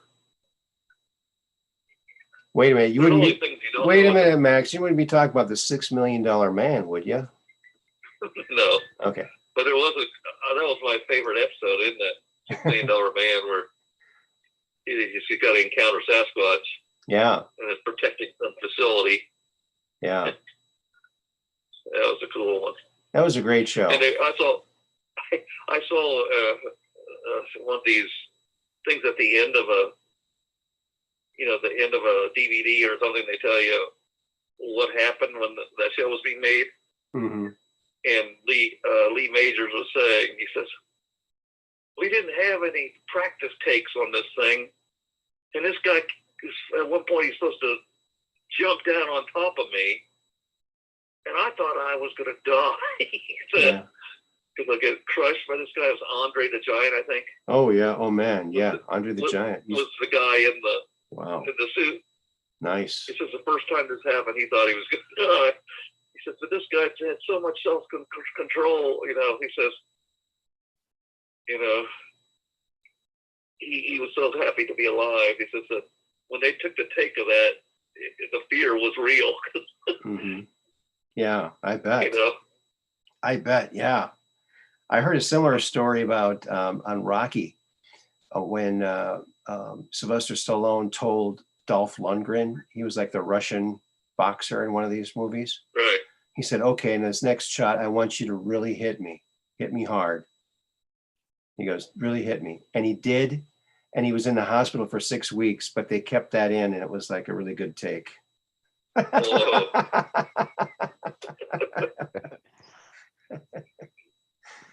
he's got what a slow brain or whatever. I don't know. The relaxed brain. Now he's got a relaxed brain. Now Sylvester Stallone's an amazing story. Now, I didn't realize this, but he actually wrote the story for Rocky. And he is the guy that made it happen. He was the driving force that made that whole thing happen. Amazing. Absolutely amazing. Yeah. So, well, like Crocodile Dundee, part of his story is real. yeah. Yeah. So he actually came from the outback and did a lot of the things it's describing and became a sensation after the movies, Mm-hmm. Yeah. Sometimes life is crazier than truth. That's true. It is. Well, friends, do you want to see? I'm also working on some children's books, and I got one page from the second Awesome Possum book. It's not done, so maybe I shouldn't show it, or should I? Oh well. I think I'll show it. Yeah, you show it. Just for a brief. It's not finished. Fascinated. It's not finished yet, so I'm a little hesitant to do that, but I'll only have it on for a minute, so a second. Sylvester and his brother Frank are amazing men. Oh, I didn't hear about that. That reminds me. Did you know that Albert Einstein had his brother Frank was really a monster. Yeah. Frankenstein. Yeah. Frankenstein. Yeah. Frankenstein. Yeah. I heard that one today and I thought, oh gosh, that's got to be on the show tonight. Yeah. So here's that. It's in the works. It's not the finished one, but this is from the second book. I'm working on the first book and the second book. They'll probably come out almost at the same time, maybe. But this is from the second book, and it's Awesome Possum Goes to School. And so he's wondering, he's eating his breakfast, and he's wondering if his teacher is going to be Miss Moose. And so he's wondering about that. And so there's the Awesome Possum. There's a lot of shading I have to still do and some other details in the background and whatnot, but that's it. I might have to make that cup a little smaller, but there he is, got some juice, some cereal, and a banana. I might put some more food on there. So there you go. He's wondering if Miss Moose was going to be his teacher. Spoiler alert, yes, she does end up being his teacher. So just in case you were wondering, mystery has been solved. So you don't have to wait to read the book to find out that. So yeah, we're I always. think it'll be a hit. You got to get this thing done. I know it. Yeah. Well, I had the first book completely done. In fact, it's right here. But I changed the look of him. I changed his look. So I have to redo it. I have to redo the whole book. Awesome Possum. So he's similar looking, but I can't have two books with two different looking characters, and he's much cuter now. So what did you call the moose? That's Miss Moose. That's his teacher, Miss Moose. Yeah. It's all written in rhyme too. It's very cute. And kids love the stories. They're great stories. I got to read The Awesome Possum to my granddaughter. It was so nice. She really liked it. So I'm very excited to get these done. Yeah. Oh, thanks, Dark Brain. Coming along nicely. Good work. Thank you very much. Appreciate Well, get that. it done, because I think I want to order one. That sounds it's such a great story. Yeah. Yeah, you got to give him some cool friends to be around, eh? Yeah. Oh yeah, he's got cool friends. He's got some pretty cool friends. In the first book, he's got a moose he hangs out with and a goose, Gary Goose. I think it's Gary. But yeah, this is how it starts off. This is how the book starts. It's this bird. And the bird says, and this is the first book, Awesome Possum.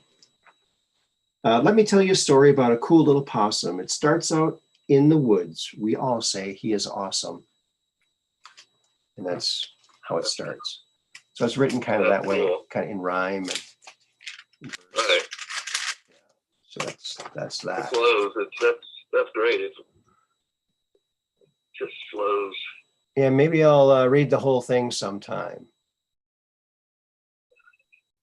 Well, I don't want to give yourself away, because I don't want some.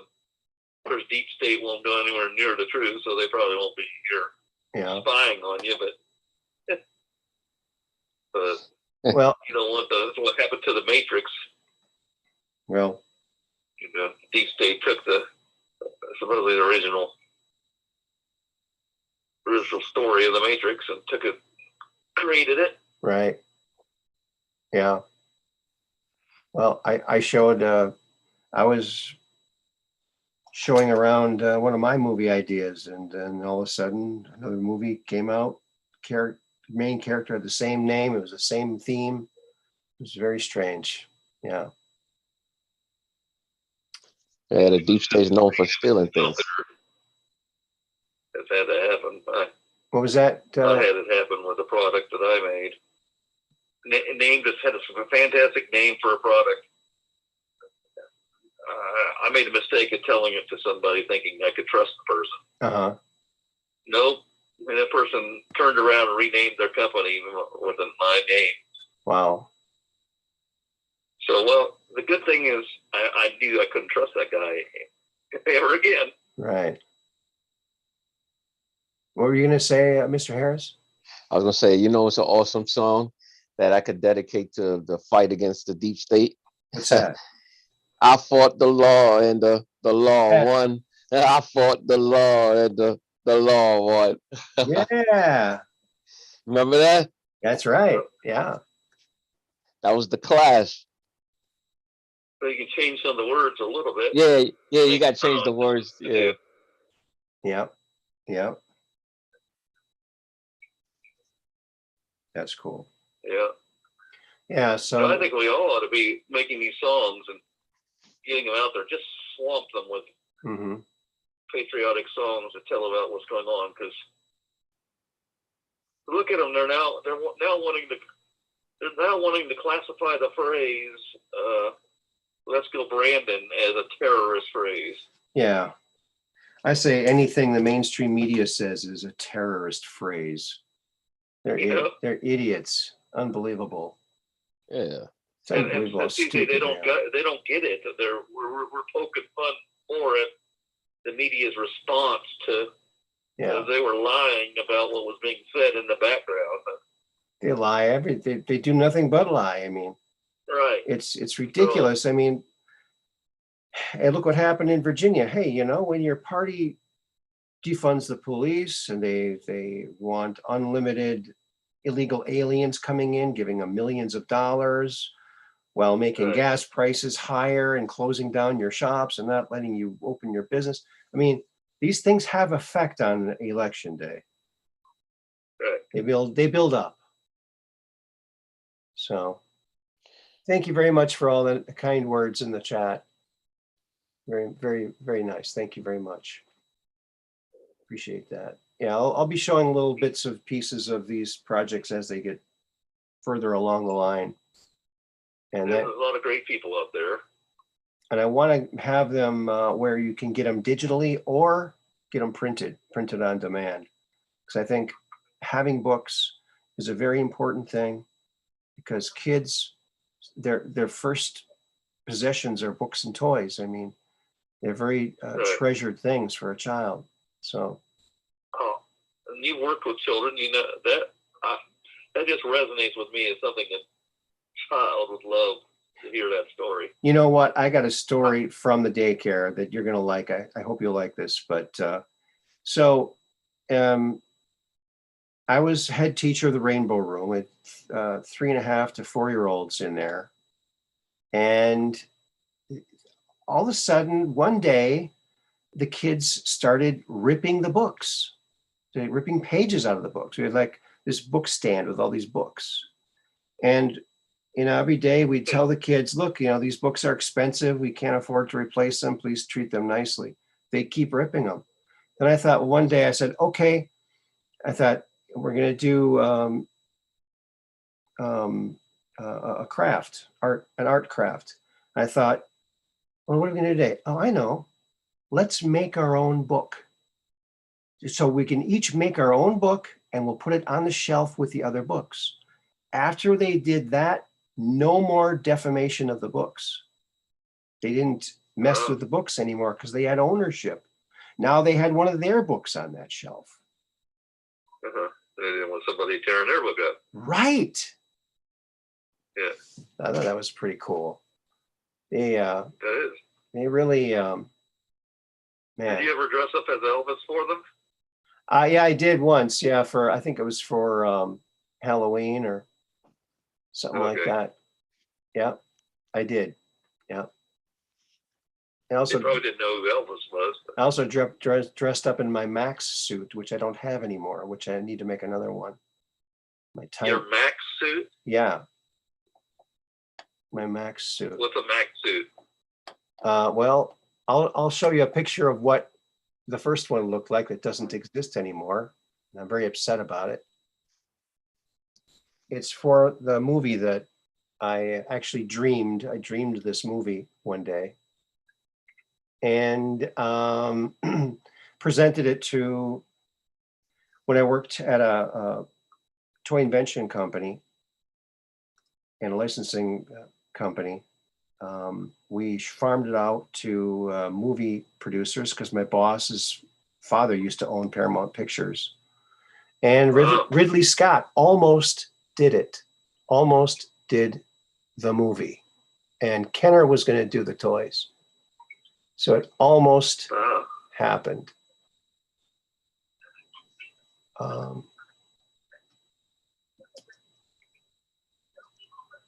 So I'm trying to find these pictures here. By the way, is Kenner still in business? No, they're not. They were purchased by Tonka, and then Tonka was purchased by Hasbro. Yeah, by Hasbro, right? Hasborg, yeah. You will be assimilated. Resistance is futile. That's right. Well, why can't I find a picture of Max? Yeah, you heard the story, right?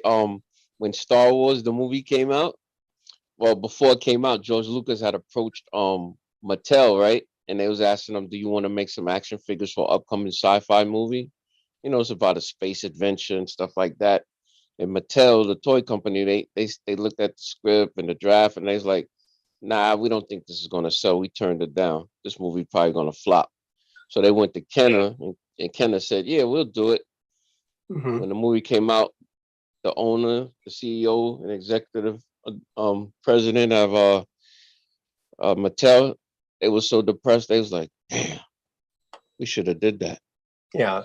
There's no way to tell. These executives have no ability to know what's going to be the next hit. They don't know.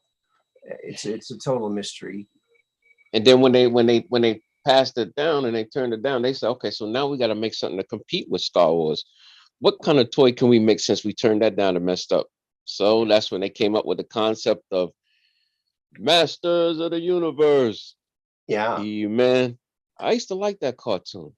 You know, that was a great toy line. You know, the story behind that, it was developed internally by this guy.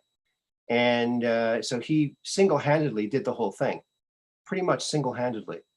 And Ken or Mattel has this annual awards ceremony where they give this president's award to the employee that contributed the most to the company. And he won it that year because he did Masters of the Universe, and that was a huge hit. I think it made $250 million the first year. Hmm. And they gave him the President's Award, which is $1,000 check. He went to the podium, he takes a check, he says, "Thank you." He ripped it up and he said, "I quit."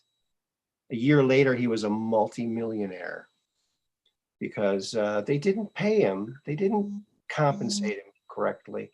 So that's Max. That's me in the suit there. So suit I made in one day. And we actually shot some footage to send along to Ridley Scott, but my boss wouldn't allow the footage to go with. And then here is me in the daycare with the suit on. But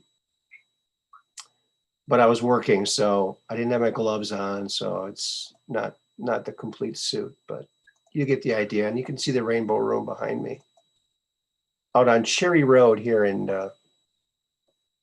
Sturgeon Bay, Wisconsin. Oh, it's a little pixelated. I'll have to. There. Timex. There it is. Max. That's my Max suit. It's silver. In the story, he discovers time travel, but it's very harsh to the body. So he has to build this containment suit so you don't break any more bones, because I broke my arm first time I transported myself with this device. So here's another picture of the suit, close up of it, what it used to be. I got to build a new one. Actually, I got to build a bunch of them because he's always going into the future and updating it. So there's Max with the bulletproof metal jaw shield, because he's got exposed jaw like Batman usually. But there he is with the thing. And the TM, the Timex logo in his chest. There it is, Timex.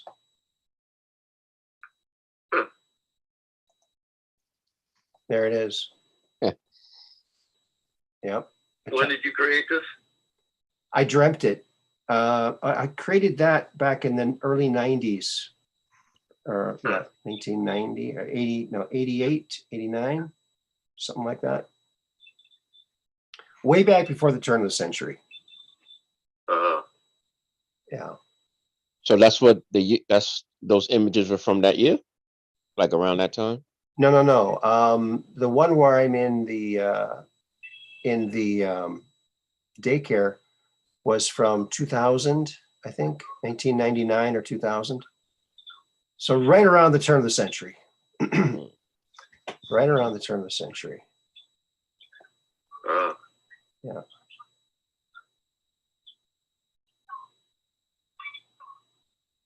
Yeah.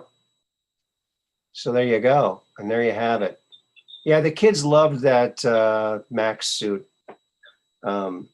I had a silver cape too, like a Mylar silver cape. Because I used to work at Anagram where we made those Mylar balloons. And actually, one of my balloon designs won an award, a design award of a two-piece flamingo. But I got some of that material and I made a cape out of it. It's kind of cool. It's very lightweight, so it really flows well with the air.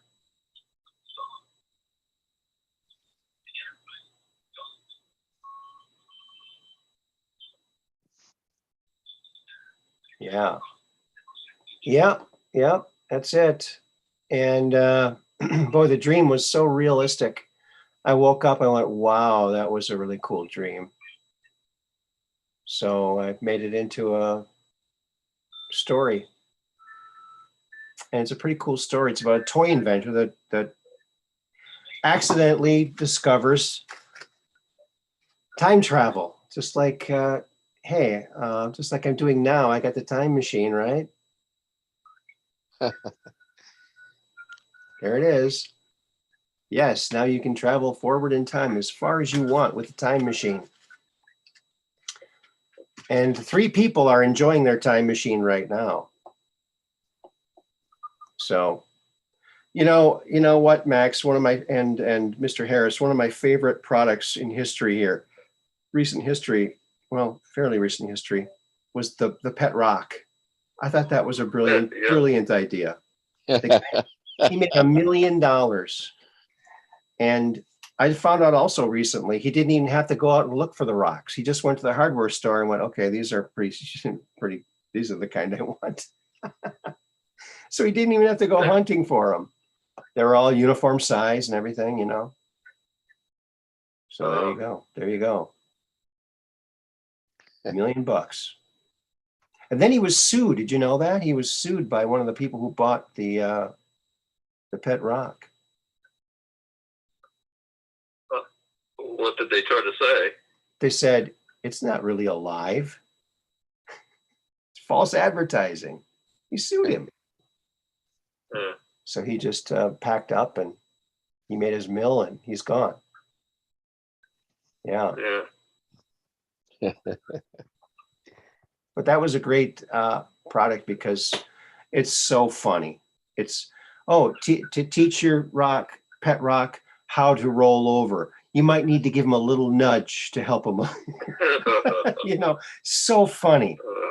Just like the time machine. Just like the time machine. It's kind of funny, you know. It's fun. It's fun. You know what?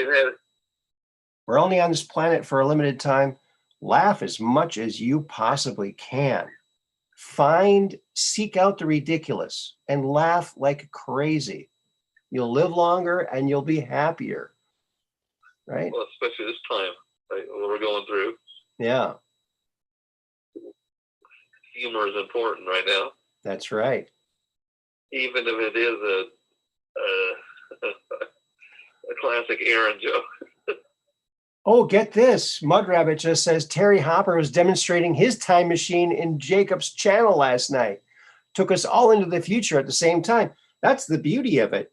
Anybody who's nearby goes into the future with you. So if you're doing it on the internet, everyone who's watching goes into the future with you. Amazing. Well, my time travel device is actually so simple that I don't reveal it because okay. Someone had asked me, I won't say who, had asked me, why haven't I done certain experiments? It's because when something happens with it, when I touched it, and I was afraid if I did any other experiments, I would destroy the timeline that had been created. Yeah. The dilemmas start piling up, don't they? It's literally buried, and Patriots of taking it. I've handed it off to Patriots, and they're supposed to hand it off to other Patriots. They don't know why they're handing this off, but they haven't been apprised of the importance.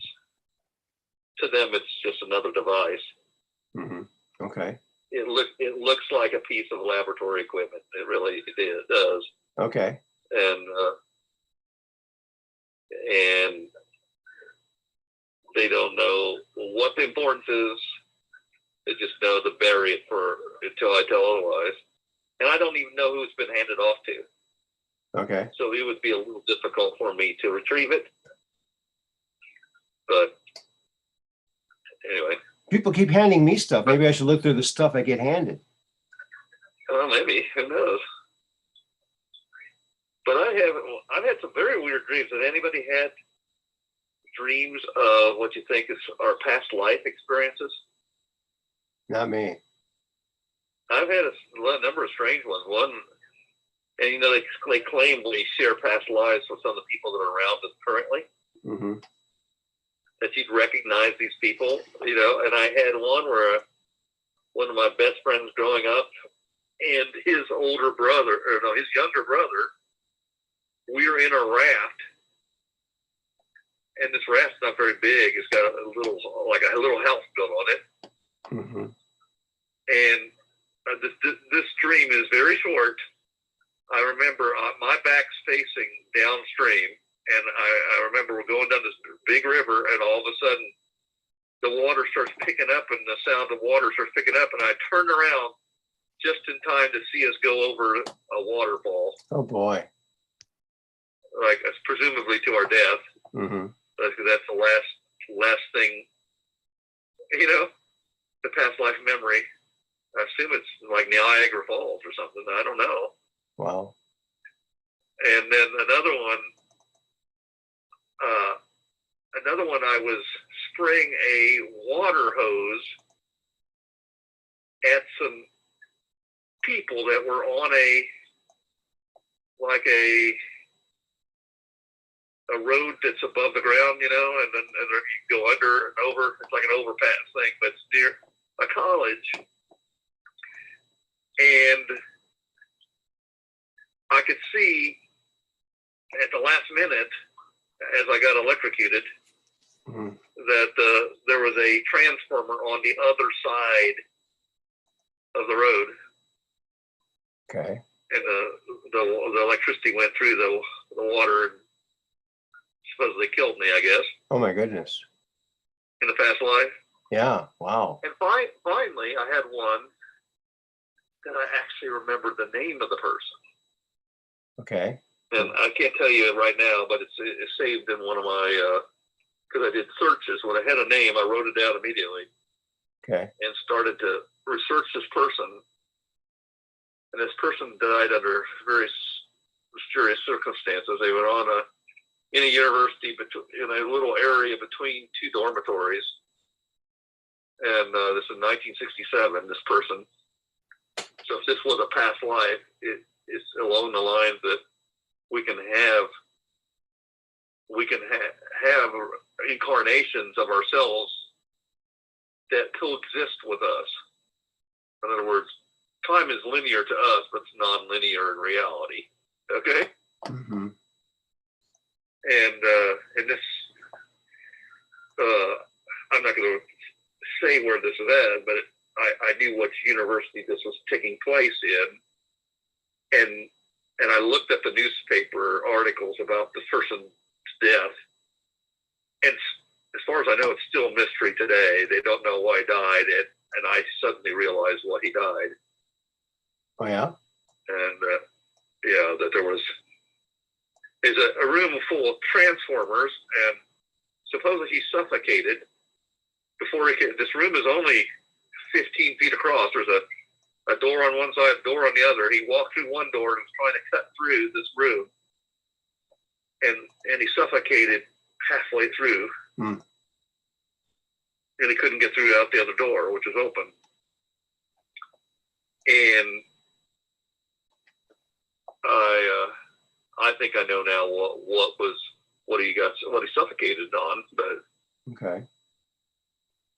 I think there were literally graphene fibers, invisible graphene fibers growing out of the insulators on these transformers. All right. And that he inhaled them. Oh boy. And, Ouch. but I don't, proving that, of course, is another matter. Right. Interesting. I thought about trying to find out if these parents, this guy's parents, are still alive or next of kin, or Mhm. I may eventually do that just to see. Yeah. Solve the mystery. Well, I want to see if this guy looks like me for one. Yeah. That would be freaky. Yeah. But I've had a number of those things. They say when you are comfortable with learning these things, then you can draw them up in your dreams. Okay. In other words, when you're not afraid of what you're going to learn, Mm-hmm. I found another picture of Max. This is from a comic book I'm working on, too. If there isn't enough things that I'm working on. So that's one page of or part of one page of the comic. But boy, my buddy Steve Stephen Anthony Cefalo, he's a fine artist, and he's working on that Corey Good comic, and they're almost done. Man, is that a body of work he's doing? I mean, he's really good. But here's one of the frames for the comic book so far. I actually have to fix it. It's not really totally done yet. So there you go. Max. Yeah, so he invents time travel and doesn't really realize that he did because he was just working on a video game for time travel and teleportation. And he accidentally teleports the one of these devices to the moon, to the new Alcatraz, which is a highest security base or prison, which is actually on the moon. But he escapes because he gets this time device. And then he has to fight this guy. He's like the most evil guy. They go back and forth through time. So you get dinosaurs, spaceships, everything. It's got everything. So it's fun. And they both build teams of people. The evil guy takes people from anywhere. Max only takes people who are about to die in history and says, okay, how about an alternate plan? You can keep living, but you got to fight with me. Fight the good fight. Oh, yeah. Interesting. So he doesn't disrupt the timeline. So, yeah, it's an interesting story. It was a really freaky dream. When I woke up, I was like, whoa, that was a hell of a dream. A heck of a dream. I was that's kind of interesting when Max was talking about a little bit ago. Okay. About who like I always wonder who I was in my past life. Do I have to go to a hypnotist to find that out, or I could try to find that out through dreams, right? I just got to pay attention to my dreams, right? Sure. Right. Yeah. I think the key is giving yourself permission. You have to tell yourself, I'm not afraid of what I'm going to learn. Okay. Tell you understand that you have these many lives. It's not going to freak me out to learn that, because you can find out a lot of bad things. Because I'm convinced we all play the role of evil plenty of times as we're growing as spiritual beings. Yeah. We can't be afraid to learn that you did some very horrible things. Mm-hmm. Yeah. I don't want to know I don't want to know any of my past lives because I'm still trying to figure out this life. I don't want to spend any time something I can't do anything about. I'm still trying to figure out what the heck I'm doing here. Right. Well, I wasn't trying to seek that out. I was right. But I said when I realized, okay, it's not likely to be all glamorous, of course. There's lots of bad things I've done in past lives that I probably really don't want to know, but I said, it's okay. I'm not afraid of it. And that's, I think, you just have to put that intention out there. Okay, I'd like to know some of these things, right? And I think when you're capable of handling it, then those dreams will come. Okay, yeah, that makes sense. Yeah. That's my perspective on it. I'm not an expert. Yeah. That's just my own experience. And do I know these are my past lives? No, I'm trying to figure out what the heck they are. Yeah, and that's another thing. Once you like get, like pieces of the puzzle, how do you put the puzzle together and figure out, okay, this is that and that is this, this is that, and like that's the part right there. Well, that's the most difficult thing. I mean, trust me, this idea that I'm a time traveler was not an easy thing for me. In fact, I resisted it. I didn't tell anybody. I was afraid. I'm a scientist. I didn't want to tell anybody that of these things are being revealed to me. Because who's going to believe me? I could think my best friend would believe me. And I don't know that my best friend does believe me. Yeah. And I had to explain it to my parents. And of course, when you first get, when that first moment happens, you're like, okay, what are they going to think? They're going to think this guy needs to be locked up, or, Yeah. And to my surprise, they added to the story. They told me things that they had been told in the past. Like my mom told me about how she went to, in her younger years, she had gone to a psychic.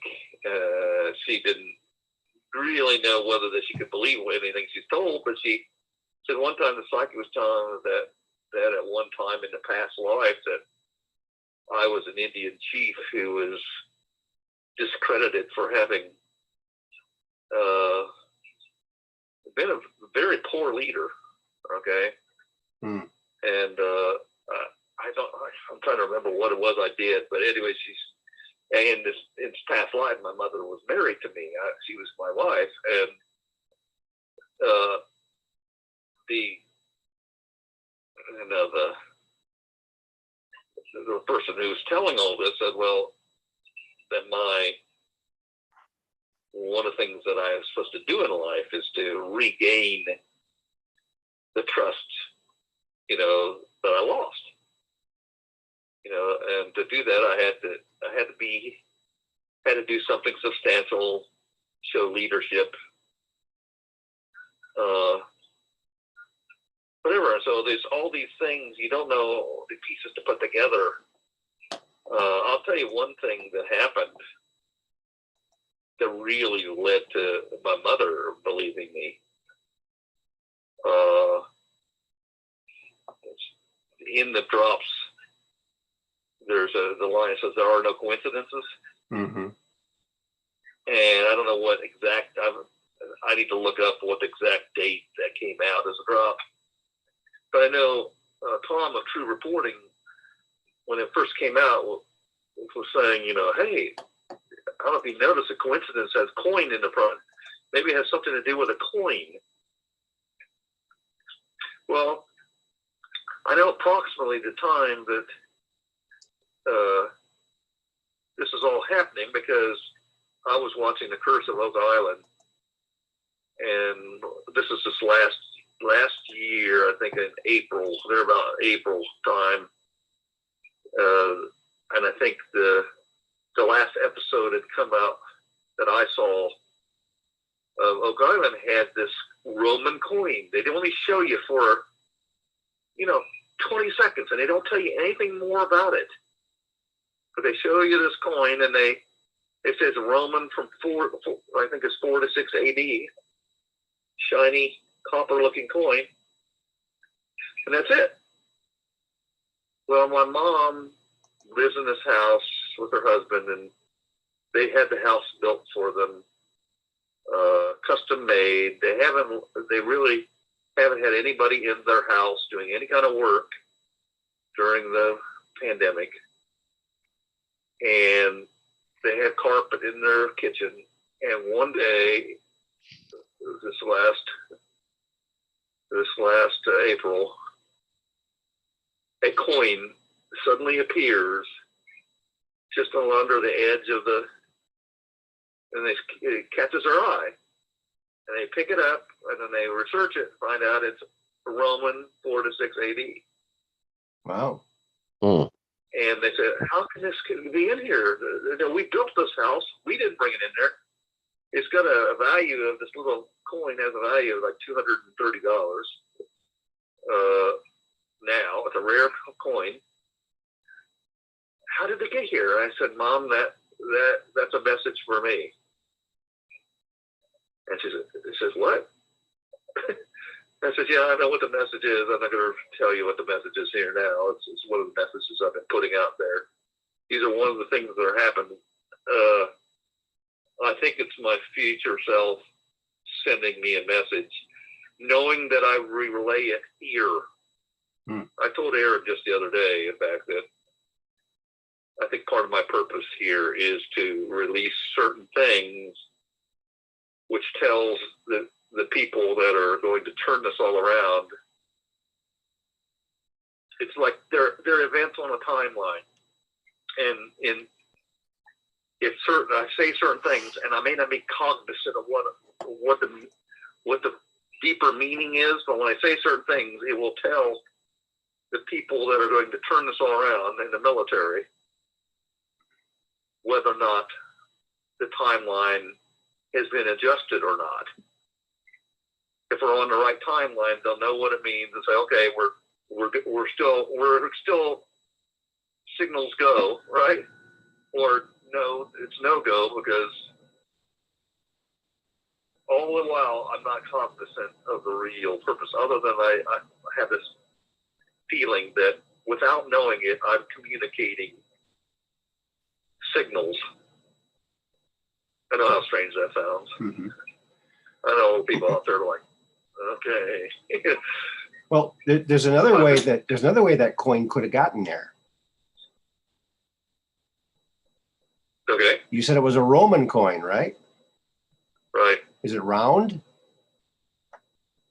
Round, yeah. Okay.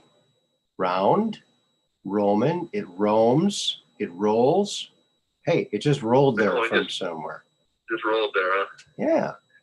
Roaming Well, around. my mom's first reaction was an Indian spirit that dropped it, Okay. in the house somehow. And now we got three hypotheses. Now all we need now is a hypotenuse and a hippopotamus, and we'll be set, right? Well, I showed her how this mathematics related not only to my full name, her full name, and how it didn't really.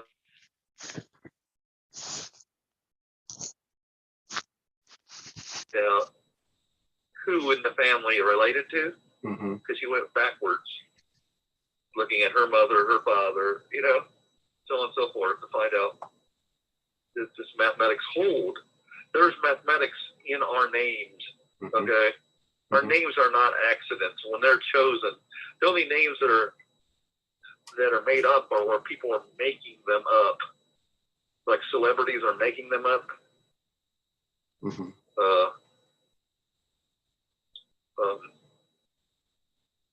I knew this. I realized this mathematics long ago, and I was seeing this, and it was actually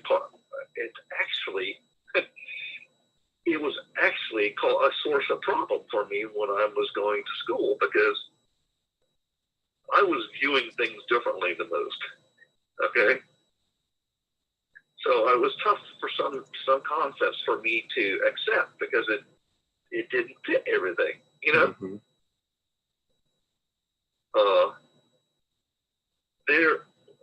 I was doing I'll tell you a little bit about the time machine, just very vague, not as much as I've told other people. I was doing a laboratory experiment. Nothing to do with time travel, I assure you. It was a chemical lab experiment.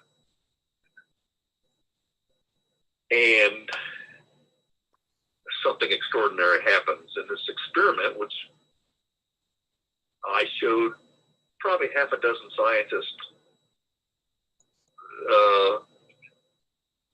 that are, I would call them world-renowned scientists. I contacted some people to ask them what could do this. And nobody could tell me anything. I said, well, can you explain other possibilities? And they'd throw out ideas. And I said, well, no, that can't be true because of this. And nobody had any clue other than some people said, I don't know what this is, but it's important. You need to figure out what it is. Well, I touched this experiment and something came into my mind. A voice came into my mind. It says, you must declare yourself for all time. That's verbatim. And somehow I knew what that was. I said, okay, and this was where I don't remember the exact words of what I said. I said, I declare myself on the side of all things good for all time. And I want a future for all of mankind. This is about 2009. I want a future for all Star Trek, a positive, healthy Star Trek-like future for all mankind. Because the talk back then in 2009 was about how the Mayan calendar and all that was predicting the end of the world in 2012 and all that stuff. And that was in the back of my mind. And I put that intention out there and subsequently forgot about it.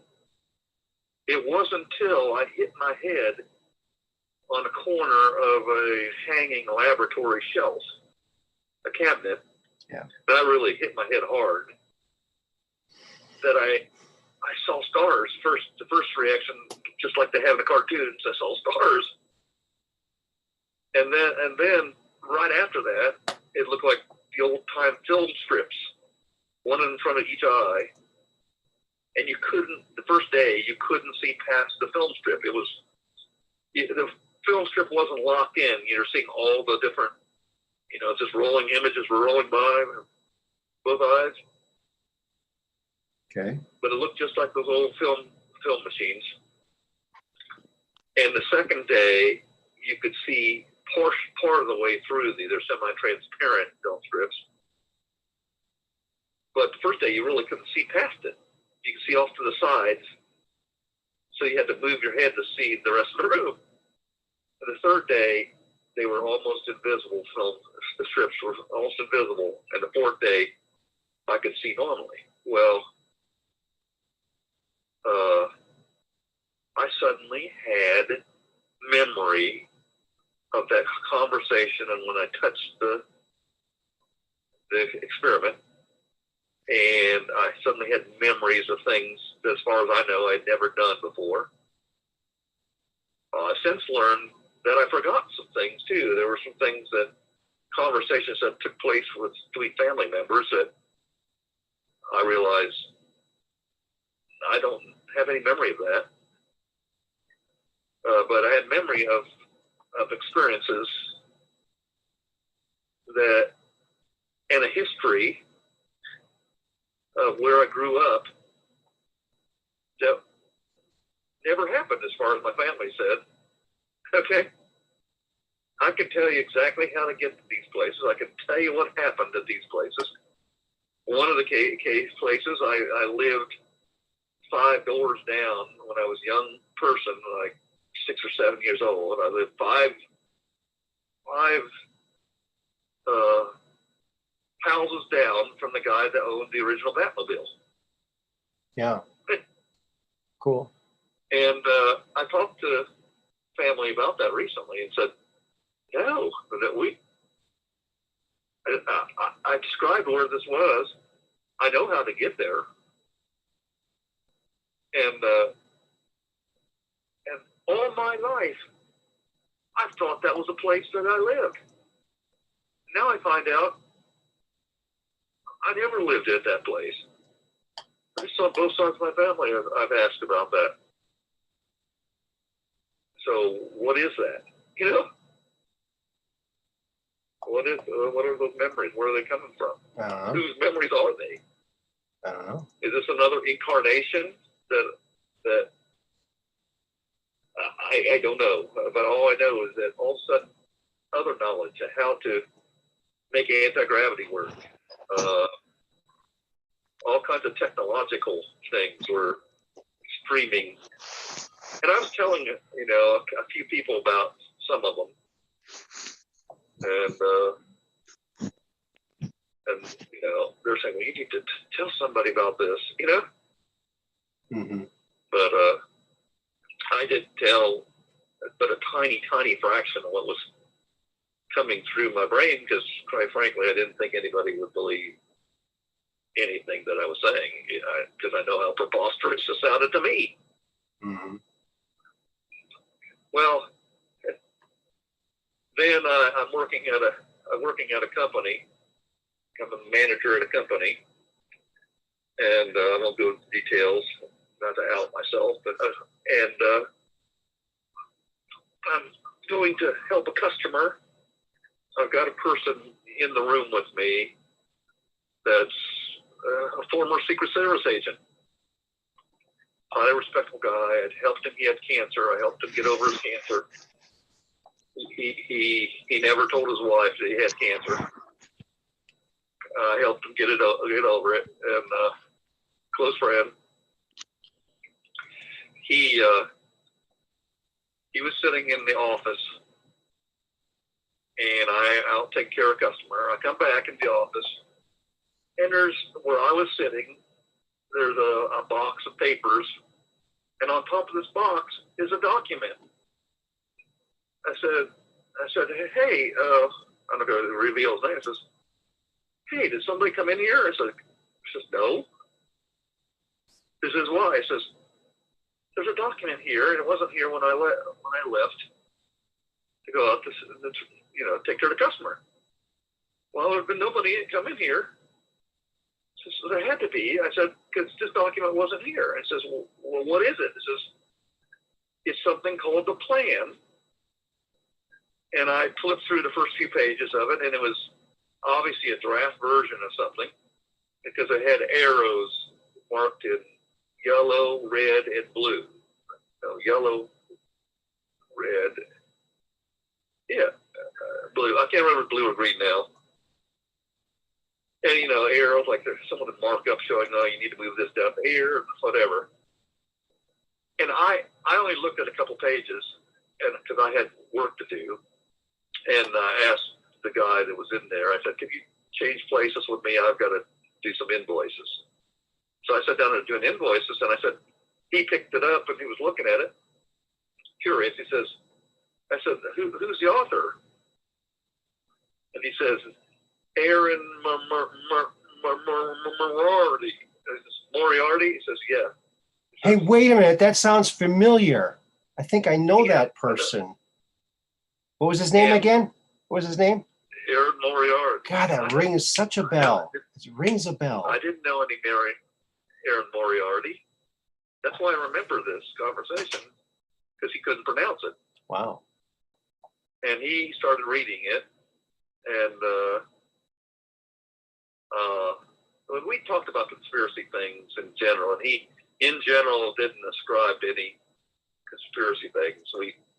We talked about 9/11, and we talked about, you know, and the black boxes, you know, 4 of them were missing, right? Mm-hmm. They only found 1, and 3 of them were supposedly, we were led to believe they were vaporized in the, you know, in this fire that occurred, you know. Mm-hmm. And he said, well, he knew something about that. He'd actually gone to meet where all the debris was being stored, and he had high level clearance, and he was turned away. They acknowledged they had the other black boxes, but he was not allowed to see them. Well, then, of course, who's the guy that put out the conspiracy theory show? He had that presentation where he talked to somebody from the airport that said that whoever these people were, they were in control at the airport. Jesse Ventura? Yeah. He's telling that whole story, and that's a very compelling. You see that. And, of course, the other one that's very compelling is the one about the assassination of Kennedy. Because there was an actual guy come forward. There's the son, I think it's E. Howard Hunt, son of E. Howard Hunt, that Jesse went to visit, and the guy says, I was waiting for somebody to come here, and he put a tape into the VCR, and there is his father on the deathbed saying how he and a number of other important people were the ones that planned to kill Kennedy. And you can still see that today, except they don't show you the video. They only show you the audio. Okay? Why? Because any American could use that as evidence and take that and say, here's a confession. Why aren't you doing anything about it? You know? Mm-hmm. But, so people ought to go look at that. They still, last time I saw, they still had it. They just did not show you the video part of it. They only gave you the audio confession. Okay. But anyway, these things were, he was looking through the thing called the plan and whatever, and it didn't mean a darn thing to me. Plan, okay, you know, Aaron Moriarty, okay, you know, that was around, I'm going to guess that was around 2012, maybe 13, okay? I certainly didn't know Aaron then, Mm-hmm. okay? Yeah. I've only known Aaron since 2020, okay? Maybe 2019. I might have been watching the show. I can't remember. But I don't think so, though. I think it was 2020 that I actually. Okay. So I had no idea who this Aaron Moriarty person was. Who is that guy? It sounds familiar. Yeah, who is that guy? So. Could be my son. My son's name is Aaron, too. Could be my son. In 2017, of course, late 2017, I started to become aware of the drops. And at first, they were like, wow, this is interesting. And then people were talking about the proofs and things like that. And I'm like, there was a strange familiarity to this to me. Mm-hmm. I couldn't put a finger on it. And we went farther along, and all of a sudden I said, I was developing this map. I said, boy, that would be an interesting way to make a coded messages, whatever. So I was experimenting with everything. Okay. And I can't remember which episode that you might know, Aaron, that I came on there and was explaining some of this math, some of the numbers that were hidden in our reality. But if people want to go back and look where I talked a lot about that, it suddenly dawned on me. I remember people like Tom on True Reporting talking, because I watched him a lot. He was talking about, well, what is this stuff? What is this? There's this one line he was reading and was saying, it's got Q space 30, and it's got like a countdown, 8, 7, 6, 5, ... right? And then the same line it had 5, 1, 6, 2. And he says, what's all that about? And nobody had an explanation. And when I saw that, I said, I know what that is. That is the math I'm talking about. That is, the first one is indicating the base energy of 8, which is God. They said base energy of 8 is God energy. And the second one is 5, 1, 6, 2. That's the base energy 5 of the Patriot. You say, well, how do you get that? I'll tell you how you get that.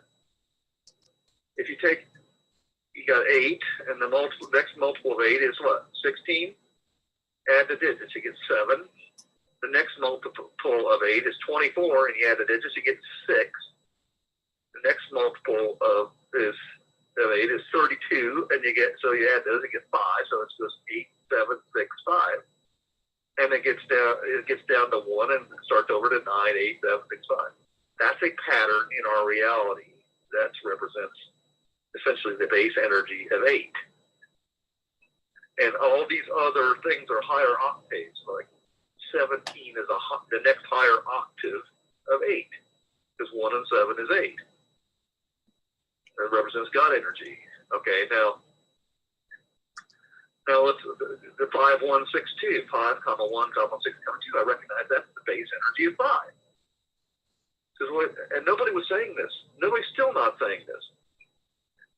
And I'm seeing all these things throughout the drops that are telling us there's more there than we realize, okay? 5, you multiply it by 2, right, you get 10. Well, add the digits, 1 plus 0 is 1, so you get 5, and then there's 1. Now what's 5 times 3? It's 15. Add the digits, you get 6. Hence the 6. Then 5 times 4 is 20, which is 2 plus 0 is 2. So I saw that immediately. Okay. And then, but I was already recognizing these patterns are recurring, not just in this document, but in nature. It's the underlying mathematics of our reality. Okay, it's more than just a code. Okay.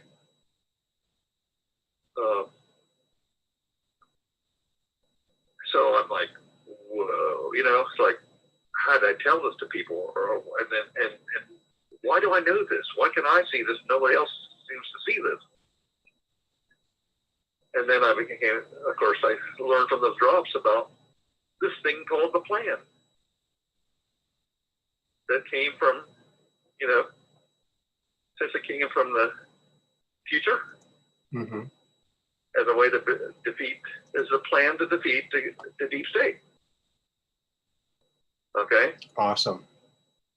I had some things happen in my life that were out of the blue. I had debt that I couldn't pay, that somebody paid for it out of the blue. I don't know who did it.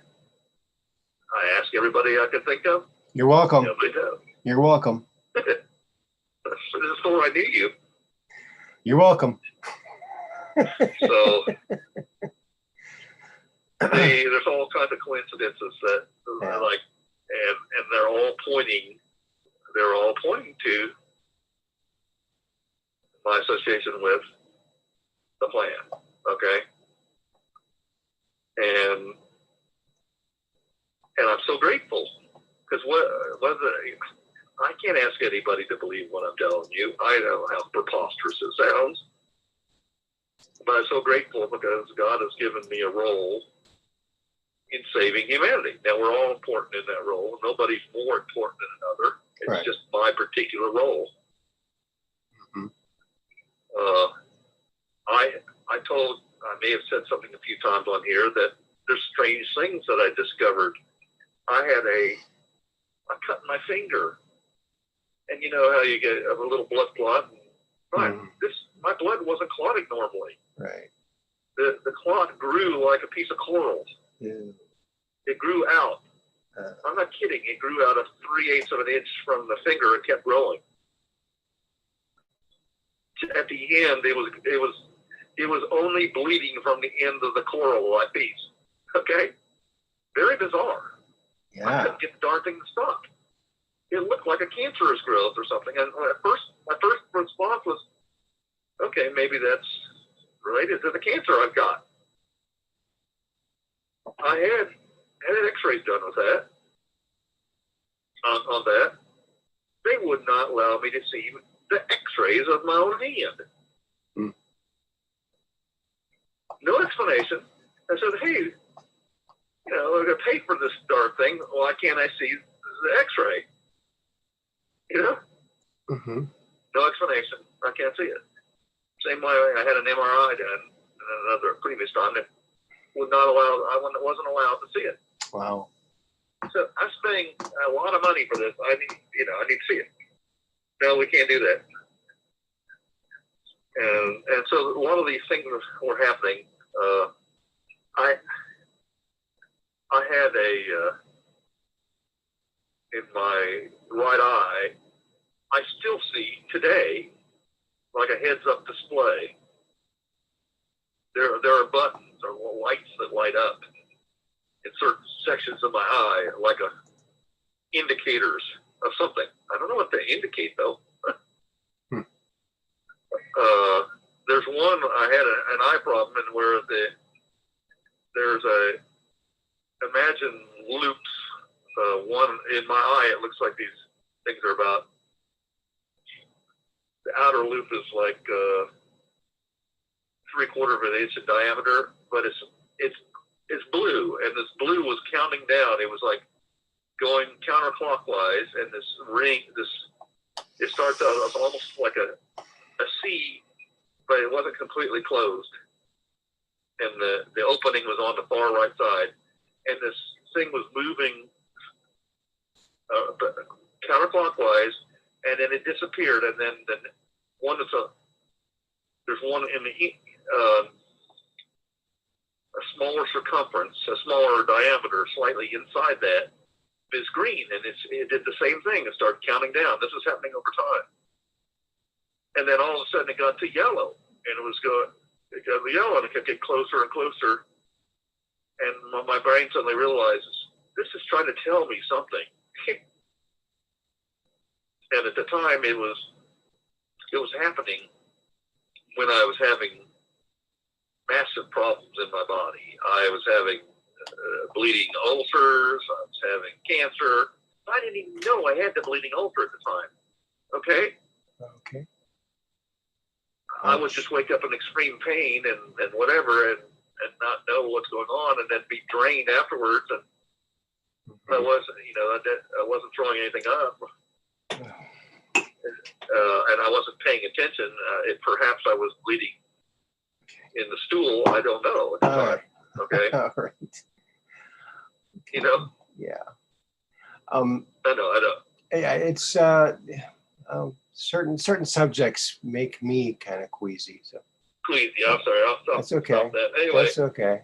these strange things were happening and this whole said, well, why is this happening? Could I be a clone? And then you fit it in with this whole idea of time travel. You say, what would be the purpose of a clone? Could it be that my real self is somewhere else, and I'm a placeholder here? And what would be the purpose of that? Well, one purpose, of course, would be if I really did have this role, maybe it's to ensure that no matter what I gave out, it wouldn't reveal the plan, right? It wouldn't. So even if I was taken out, they couldn't stop the plan, you know? Uh-huh. That's one possibility. I don't know. I don't have that answer. Mm-hmm. The answer is ongoing, trying to understand what's going on. I want to see a hypnotist, past life regressionist, or somebody to get answers. Yeah. Well,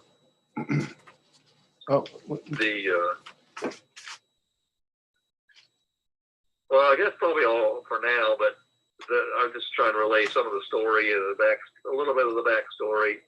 Of course, I told you in the past episodes about how in the same year, 1985, I met Obama before anybody really knew about him, and my bad experience there, and how the same voice came into my head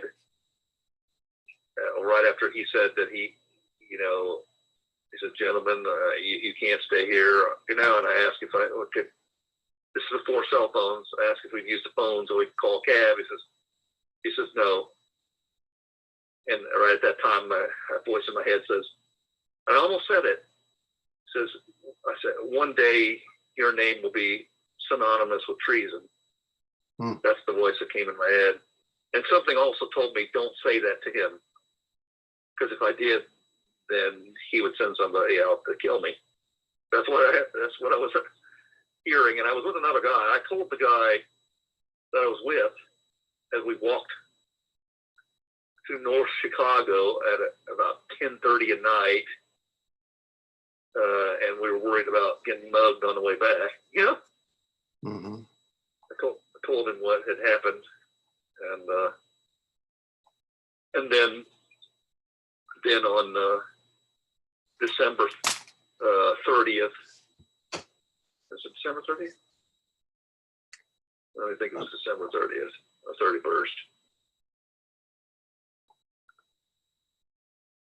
Okay. We went and stayed in the night. It was December 30th at Atlantic City when I met Trump.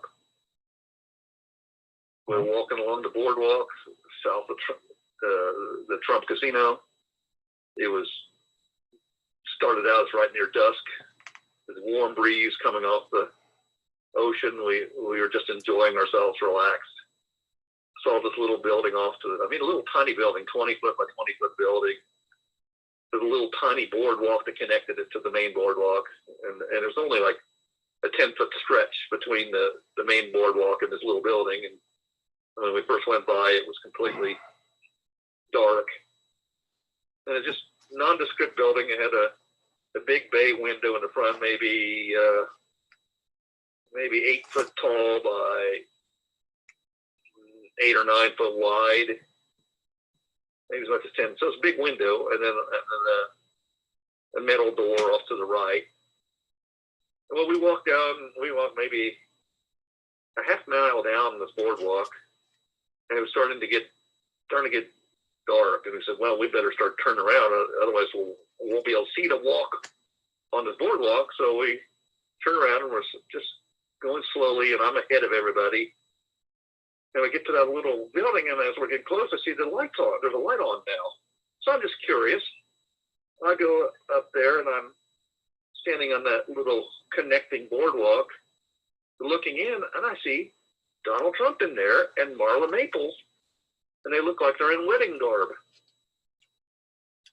Cool. And in the meantime, my friends are catching up. I have three other friends with me. They're catching up to me, and we're right there. And all of a sudden, I went up to that door. I opened the door, and with my right hand, I give a big thumbs up and yell 17. And then I see Donald nod, but I don't think he's necessarily nodding at me, But other people turn around to see what's a 17, and they're looking at me. So other people heard. There are witnesses out there, that heard this. I closed the door, and all of a sudden I get accosted by my friend that says, "What the hell, 17?" It's like, honestly, I don't know. A voice in my head said say 17, and at first I thought it said 19, and then it said no, 17. And it's just one of those urges. It's like I had to say it, and I don't know why. I don't know, But my three friends, of course, are also witnesses to that what I was saying, because they would remember it because it was so bizarre, right? Right. And this, of course, is in December 30th, 1985. 85. Wow. Okay. So Right. there were a whole lot of other coincidences, meeting people that said they were on board the ship in the Philadelphia experiment, told me the stories about what happened to them, and a lot of strange connections to these strange projects that I couldn't reconcile. I don't know why am I being brought in close proximity to people that either started the project or ran the project, or what's this all about? I had no clue. It's one of those weird deja vu type things. You're like, what's that about? I don't know what's about, Mm-hmm. Wow. and the pieces wouldn't come together too much later. You know, Mhm. I don't know if Donald even heard me when I said 17, but I know there are people in the room that did. Mm-hmm. You know, Mm-hmm. and I have friends that did. Mm-hmm. That's so interesting. That is so interesting. So you were saying 17 to Donald Trump in 1985. Yep. So that's probably the beginning of Q, huh? No, I think it happened. I think it happened much earlier than that. Could be. I think it goes back. I tell people our military, God is in complete control. The military is in control. This is just, Trump is still a president. This is all this belligerent occupation is according to the Geneva Convention. Well, hopefully. It's happening. This is happening all over the world. Mm-hmm. All the white hats in the world are cooperating with each other to collectively bring down. You know, what became more obvious to me is that this wasn't just a simple example of the Fourth Reich infiltrating the world. It's all the evil of the world joining forces. Now, these people usually have very high egos. They wouldn't want to work together. That's what told me this is more than just a historical event. We're talking about a humanity-wide training program that we're in, right? Where the evil all, in the end, are all working together, which would never happen in normal reality. Right. We're talking about the City of London. We're talking about the Fourth Reich. We're talking about the Satanists. We're talking about CCP. We're talking about all these people working, and they're working.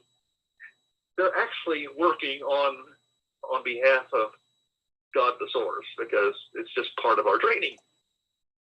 It's we were always going to win. Okay. There's no. You know, like Captain Kirk, he didn't believe in the no-win scenario. Well, we don't have to worry here. The Patriots always win in the end. God always wins in the end. Good always defeats evil. We just have to experience it so that more of our kindred souls can wake up. That's right. That's all this is about. Don't fear it. That's right. Well, Max, I have to cut you off there. We're coming up. It's after 1 already. We got people dropping off. And Caillou Harris, do you have anything else do you like to say to the folks here? Are you still hanging on there? Yeah, I'm still here. I'm just listening to everything. Not really. Just want to say to everyone who was listening, and everyone in the chat. I appreciate everyone being here, and listening in and to the show and sticking on so long. I appreciate it. And I always appreciate them telling me thanks for calling in and, how you doing and everything, I appreciate that a lot. And I will be calling in. I probably won't call in again this week or so, but I'll call in later this month or next month. I'll be calling in again. Call in anytime you want, Mr. Harris. You rock, okay? And thank you to everyone in the chat. Thank you, Mr. Harris, for calling in, and thank you very much to Maxwell Smart, our resident expert on almost everything. And remember to keep your cameras and phones focused on the sky. Take that picture or that video of that UFO so you can come on the Truth Quest, where we go beyond the range of strange, where the outrageous is contagious and the paranormal is the new normal. We'll see you on Friday. Remember, Mondays, Wednesdays, and Fridays, and sometimes on the weekends. We'll see you Friday around 10 or 11, depending on when Red Pill gets off. And peace in. He said, take a few pictures of these cryptids also. Yeah, peace in. All this. Support the channel.